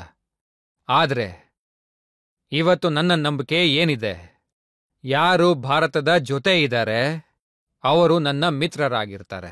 ಅದೇ ಈ ಭಾರತವನ್ನ ವಿರೋಧಿಸೋರು ಅವ್ರು ನನ್ನ ಶತ್ರು ಆಗಿರ್ತಾರೆ. ಇದರಲ್ಲಿ ಯಾವುದೇ ಅನುಮಾನ ಬೇಡ, ಮತ್ತೆ ಇದು ಯಾವತ್ತಿಗೂ ಬದಲಾಗೋದಿಲ್ಲ. ಪ್ರೇಕ್ಷಕರಿಂದ ಒಂದೆರಡು ಪ್ರಶ್ನೆ ತಗೊಳ್ಳೋಣ. ನಿಮ್ಮ ತುಂಬಾ ಸಭೆಗಳಲ್ಲಿ ಈ ಘೋಷಣೆ ಕೇಳ್ ಬರ್ತಾ ಇರತ್ತೆ, ನಾರಾಯಿ ತಕ್ಬೀರ್ ಅಲ್ಲಾಹು ಅಕ್ಬರ್ ಅಂತ. ಮತ್ತೆ ತುಂಬಾ ಜಾಗದಲ್ಲಿ ಇದನ್ನು ಕೂಡ ಹೇಳ್ತಾರೆ, ಅದು ಸರ್ತನ್ಸೆ ಜುದಾ. ಇದಕ್ಕೆ ನೀವೇನ್ ಹೇಳಕ್ ಇಷ್ಟಪಡ್ತೀರಾ? ನೋಡಿ, ನನ್ನ ಯಾವುದೇ ಸಭೆಯಲ್ಲಿ ಆ ರೀತಿ ಘೋಷಣೆ ಕೂಗಿರೋದು ನನ್ನ ಗಮನಕ್ಕೆ ಬಂದಿಲ್ಲ. ಅದು ಸಾಧ್ಯ ಇಲ್ಲ. ಅದ್ರ ಬಗ್ಗೆ ಯಾವ್ದಾದ್ರೂ ಕ್ಲಿಪ್ ಇದ್ರೆ ದಯವಿಟ್ಟು ಅದನ್ನ ತೋರ್ಸಿ. ನಿಮ್ಮ ಸಭೆಗಳಲ್ಲಿ ನಾರಾಯಿ ತಕ್ಬೀರ್ ಅಲ್ಲಾಹು ಅಕ್ಬರ್ ಅಂತ ಹೇಳ್ತೀರಿ, ಆದ್ರೆ ಸಾಕಷ್ಟು ಸಭೆಗಳಲ್ಲಿ ಅವ್ರು ಕೇಳಿದ್ದಾರೆ ಅಲ್ಲಿ ತಲೆನ ದೇಹದಿಂದ ಬೇರ್ಪಡಿಸುವಂತ ಘೋಷಣೆಗಳು ಕೂಗುತ್ತವೆ. ನೋಡಿ, ನನ್ನ ನಂಬಿಕೆ ಏನು ಅಂದ್ರೆ, ಕೈಯಲ್ಲಿ AK-47 ಹಿಡಿದು ಅಮಾಯಕರನ್ನ ಕೊಂದು ರಕ್ತ ಹರಿಸೋದು ಇಸ್ಲಾಂನಲ್ಲಿ ಎಲ್ಲೂ ಕೂಡ ಹೇಳಿಲ್ಲ. ದೇಹದಿಂದ ತಲೆಯನ್ನ ಬೇರ್ಪಡಿಸೋದ್ರ ಬಗ್ಗೆ ಯಾರು ಮಾತಾಡ್ತಾರೆ ಅದನ್ನ ನಾನು ಖಂಡಿತ ಒಪ್ಪೋದಿಲ್ಲ. ಪ್ರಾಫೆಟ್ ಮೊಹಮ್ಮದ್ ಒಂದು ಯುದ್ಧದಲ್ಲಿ ಗಾಯಗೊಳ್ತಾರೆ ಮತ್ತು ಆ ಜಾಗದ ಹೆಸರು ತಾಯಫ್ ಅಂತ. ಅಲ್ಲಿ ಅವರು ಲಹು ಲುಹಾನಾದ್ರು. ಆಗ ಪೈಗಂಬರರ ಅನುಯಾಯಿಗಳು ಅವ್ರಿಗೆ ಹೇಳ್ತಾರೆ, ಪೈಗಂಬರರೇ, ನೀವೀಗ ಲಹು ಲುಹಾನ್ ಆಗಿದ್ದೀರಾ, ನೀವು ಇವ್ರಿಗೆ ಶಾಪ ಕೊಡಿ ಅಂತ.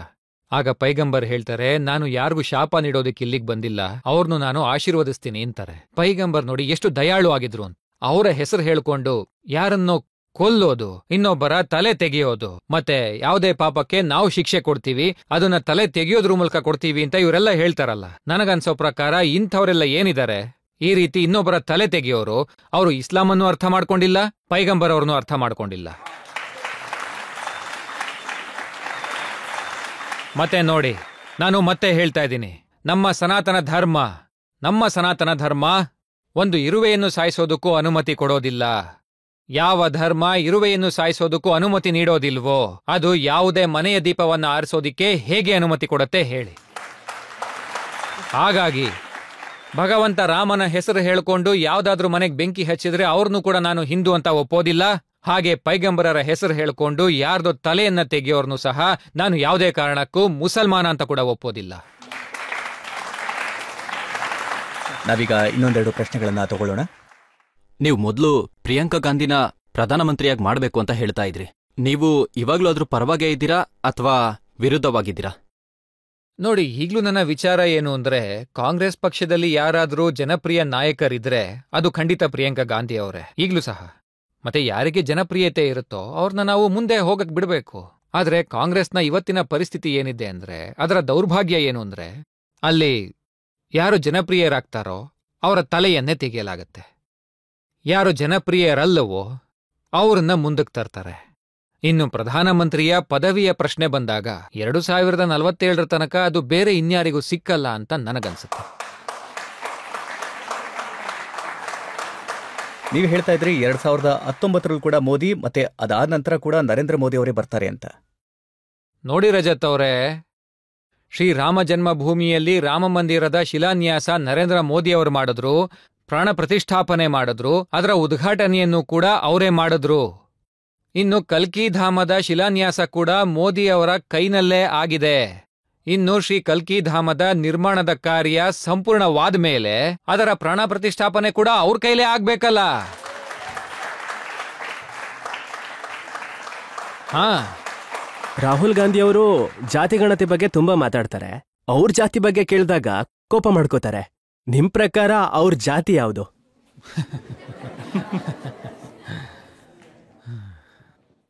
ನಿಮ್ಗಿದು ಸಾಕಷ್ಟು ವರ್ಷಗಳಿಂದ ಗೊತ್ತಿದೆ.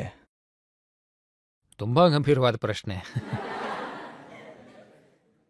ಸತ್ಯ ಏನು ಅಂದ್ರೆ, ಜಗತ್ತಿನಲ್ಲಿ ಕೇವಲ 2 ಜಾತಿಗಳಿವೆ. ಒಂದು ಶ್ರೀಮಂತ, ಇನ್ನೊಂದು ಬಡವ. ಇನ್ನು ಯಾವುದೇ ಜಾತಿ ಇಲ್ಲ. ಈ ದೇಶವನ್ನ ಒಡೆಯೋದಿಕ್ಕೆ ಸಾಕಷ್ಟು ಪ್ರಯತ್ನಗಳಾಗಿವೆ ಮತ್ತು ಈ ದೇಶ ವಿಭಜನೆಯನ್ನ ಧರ್ಮದ ಆಧಾರದಲ್ಲಿ ನೋಡಿದೆ. 1947ರಲ್ಲಿ ಯಾವ ವಿಭಜನೆಯ ಸಂಕಷ್ಟ ಭಾರತಕ್ಕೆ ಬಂದಿತ್ತೋ ಆ ನೋವು ಇನ್ನೂ ಕಡಿಮೆ ಆಗಿಲ್ಲ. ಧರ್ಮದ ಆಧಾರದಲ್ಲಿ ಭಾರತವನ್ನ ವಿಭಜಿಸಲಾಯಿತು. ಆದರೆ ಈ ದೇಶವನ್ನ ಒಡಿಬೇಕು ಅಂತ ಇರೋ ಶಕ್ತಿಗಳು ತಮ್ಮ ಪ್ರಯತ್ನವನ್ನ ನಿರಂತರವಾಗಿ ಮುಂದುವರಿಸಿವೆ. ಜಾತಿಯ ಆಧಾರದಲ್ಲಿ, ಭಾಷೆಯ ಆಧಾರದಲ್ಲಿ, ಕ್ಷೇತ್ರದ ಆಧಾರದಲ್ಲಿ, ಪಂಗಡದ ಆಧಾರದಲ್ಲಿ, ಹಿಂದುಳಿದವರ ಆಧಾರದಲ್ಲಿ. ಆದರೆ ನಾನು ಒಂದು ಮಾತು ಹೇಳಕ್ ಇಷ್ಟಪಡ್ತೀನಿ. ಎಲ್ಲಿಯವರೆಗೆ 140 ಕೋಟಿ ಭಾರತೀಯರ ಮನಸ್ಸಿನಲ್ಲಿ ತಾಯಿ ಭಾರತೀಯ ಪ್ರೀತಿ ಇರುತ್ತೋ ಈ ದೇಶ ಸುರಕ್ಷಿತವಾಗಿರುತ್ತೆ. ಇದನ್ನ ಯಾರೂ ಒಡೆಯೋದಿಕ್ಕಾಗಲ್ಲ. ಈಗ ಮತ್ತೊಂದು ಬ್ರೇಕ್ ತಗೊಳ್ಳೋಣ. ಬ್ರೇಕ್ನ ನಂತರ ಆಪ್ಕೆ ಅದಾಲತ್ನಲ್ಲಿ ಕೇಳೋಣ ಇವತ್ತಿನ ಜಡ್ಜ್ KG ಸುರೇಶ್ ಅವರ ತೀರ್ಮಾನ ಇವತ್ತಿನ ಮೊಕದ್ದಮೆಯ ಬಗ್ಗೆ.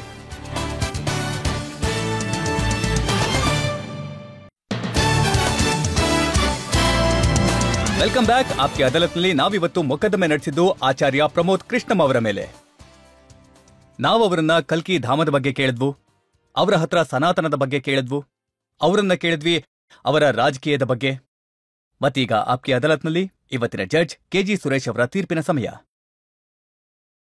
ಆಕ್ಚುಲಿ ರಜಿತ್ ಅವರ ಪ್ರಶ್ನೆಗಳಿಗೆ ಉತ್ತರ ಕೊಡುವಂಥದ್ದು ಸಾಧಾರಣವಾದ ವಿಷಯ ಅಲ್ಲ, ಸಾಧ್ಯವೇ ಇಲ್ಲ. ಆದರೆ ನೀವು ನಿಮ್ಮ ತಕ್ಕಂತೆ ನಗ್ತಾ ನಗಿಸುತ್ತಾ ಕಾವ್ಯ ಮತ್ತು ಕವಿತೆಗಳನ್ನ ಹೇಳುತ್ತಾ ಕೆಲವು ಉತ್ತರಗಳನ್ನು ಕೊಟ್ಟಿದ್ದೀರಾ, ಕೆಲವು ಟಾಂಗನ್ನು ಕೊಟ್ಟಿದ್ದೀರಾ. ಈ ಒಂದು ಪ್ರಕ್ರಿಯೆಯಲ್ಲಿ ನೀವು ನಿಮ್ಮ ಜೀವನದ ಯಾವುದೇ ಹಳೆಯ ಪ್ರಕರಣ ಅಥವಾ ವಿಚಾರಗಳನ್ನ ಅಸ್ವೀಕಾರ ಮಾಡಿಲ್ಲ, ಎಲ್ಲದಕ್ಕೂ ಉತ್ತರಿಸಿದ್ದೀರಾ. ಅದು ಫಾರೂಕ್ ಅಬ್ದುಲ್ಲಾ ಪ್ರಕರಣ ಆಗಿರ್ಬೋದು ಅಥವಾ ಪ್ರಿಯಾಂಕಾ ಗಾಂಧಿಯ ವಿಷಯ ಇರ್ಬೋದು. ನೀವು ನಿಮ್ಮ ಮಾತುಗಳನ್ನು ಸ್ಪಷ್ಟಪಡಿಸಿದ್ದೀರಾ. ಸಿದ್ಧಾಂತದ ಆಧಾರದ ಮೇಲೆ ವೈಚಾರಿಕ ಪರಿವರ್ತನೆ ಅಗತ್ಯ ಇಲ್ಲ ಅನ್ನೋಂಥ ಮಾತನ್ನು ಹೇಳಿದ್ದೀರಾ. ನಿಮ್ಮ ಜೀವನ ಒಂದು ಸಂದರ್ಶನಾಶೀಲವಾಗಿತ್ತು ಮತ್ತು ಇನ್ನೊಂದು ದೃಷ್ಟಿಯಲ್ಲಿ ನೀವು ನಿಮ್ಮ ಜೀವನದ ತೃಪ್ತಿಯನ್ನ ಪಡೆದಿದ್ದೀರಾ. ನೀವು ಸಂಬಲ್ ಕ್ಷೇತ್ರದ ಸಾಮಾಜಿಕ ನೇಕಾರರು ಮತ್ತೆ ಸಮೃದ್ಧಿಯ ಪ್ರತೀಕ. ರಾಷ್ಟ್ರಪಿತ ಮಹಾತ್ಮ ಗಾಂಧಿಯವರು ಹೇಳಿದ್ದಾರೆ, ಧರ್ಮವು ಪಾಲನೆಯಾಗಬೇಕು, ವಿಹೀನವಾಗಬಾರದು. ನಿಮ್ಮಂಥ ಜ್ಞಾನಿಗಳಿಂದ ನಮ್ಮ ದೇಶದ ಪ್ರಜೆಗಳೆಲ್ಲರೂ ನಂಬಿಕೆಯನ್ನ ಇಡ್ತಾರೆ. ಅದು ತಾವು ನಿಮ್ಮ ಆಧ್ಯಾತ್ಮಿಕ ಶಕ್ತಿಯಿಂದ ಭಾರತೀಯ ರಾಜನೀತಿಯನ್ನು ನೈತಿಕವಾಗಿ ಸದೃಢಪಡಿಸುವಂತ ದೃಷ್ಟಿಯಿಂದ ಸಕಾರಾತ್ಮಕ ಹಾಗೂ ಸಾರ್ಥಕವಾದ ಹೆಜ್ಜೆಯನ್ನ ಇಟ್ಟಿದ್ದೀರಾ. ಈ ನ್ಯಾಯಾಲಯವು ನಿಮ್ಮನ್ನು ಎಲ್ಲ ಆರೋಪಗಳಿಂದ ಸಂಪೂರ್ಣವಾಗಿ ಮುಕ್ತಗೊಳಿಸ್ತಾ ಇದೆ.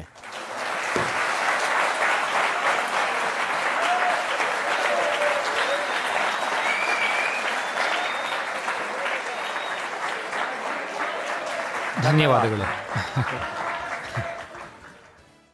ಇದೇ ವಿಶ್ವಾಸ ಮತ್ತೆ ನಂಬಿಕೆಯೊಂದಿಗೆ ಆಚಾರ್ಯ ಪ್ರಮೋದ್ ಕೃಷ್ಣ ಅವರು ಇದೇ ರೀತಿಯಾಗಿ ಸನಾತನದ ಸೇವೆ ಮಾಡ್ತಾ ಇರಲಿ, ದೇಶದ ಹೆಸರನ್ನ ಉತ್ತುಂಗಕ್ಕೆ ಏರಿಸಲಿ, ಮತ್ತೆ ಸಮಾಜ ಸೇವೆಯ ಕೆಲಸವನ್ನ ತಾವೇನ್ ಕೈಗೆತ್ಕೊಂಡಿದಾರೋ ಅದನ್ನು ಮುಂದುವರ್ಸ್ಕೊಂಡು ಹೋಗ್ಲಿ, ಮತ್ತೆ ರಾಜಕೀಯದಲ್ಲಿ ಮುಕ್ತವಾಗಿ ತಮ್ಮ ಮಾತುಗಳನ್ನ ಹಂಚಿಕೊಳ್ಳಿ ಅಂತ ಹೇಳ್ತಾ ಇವತ್ತಿನ ಮೊಕದ್ದಮೆಯನ್ನ ಇಲ್ಲಿಗೆ ಮುಗಿಸ್ತಾ ಇದ್ದೇವೆ.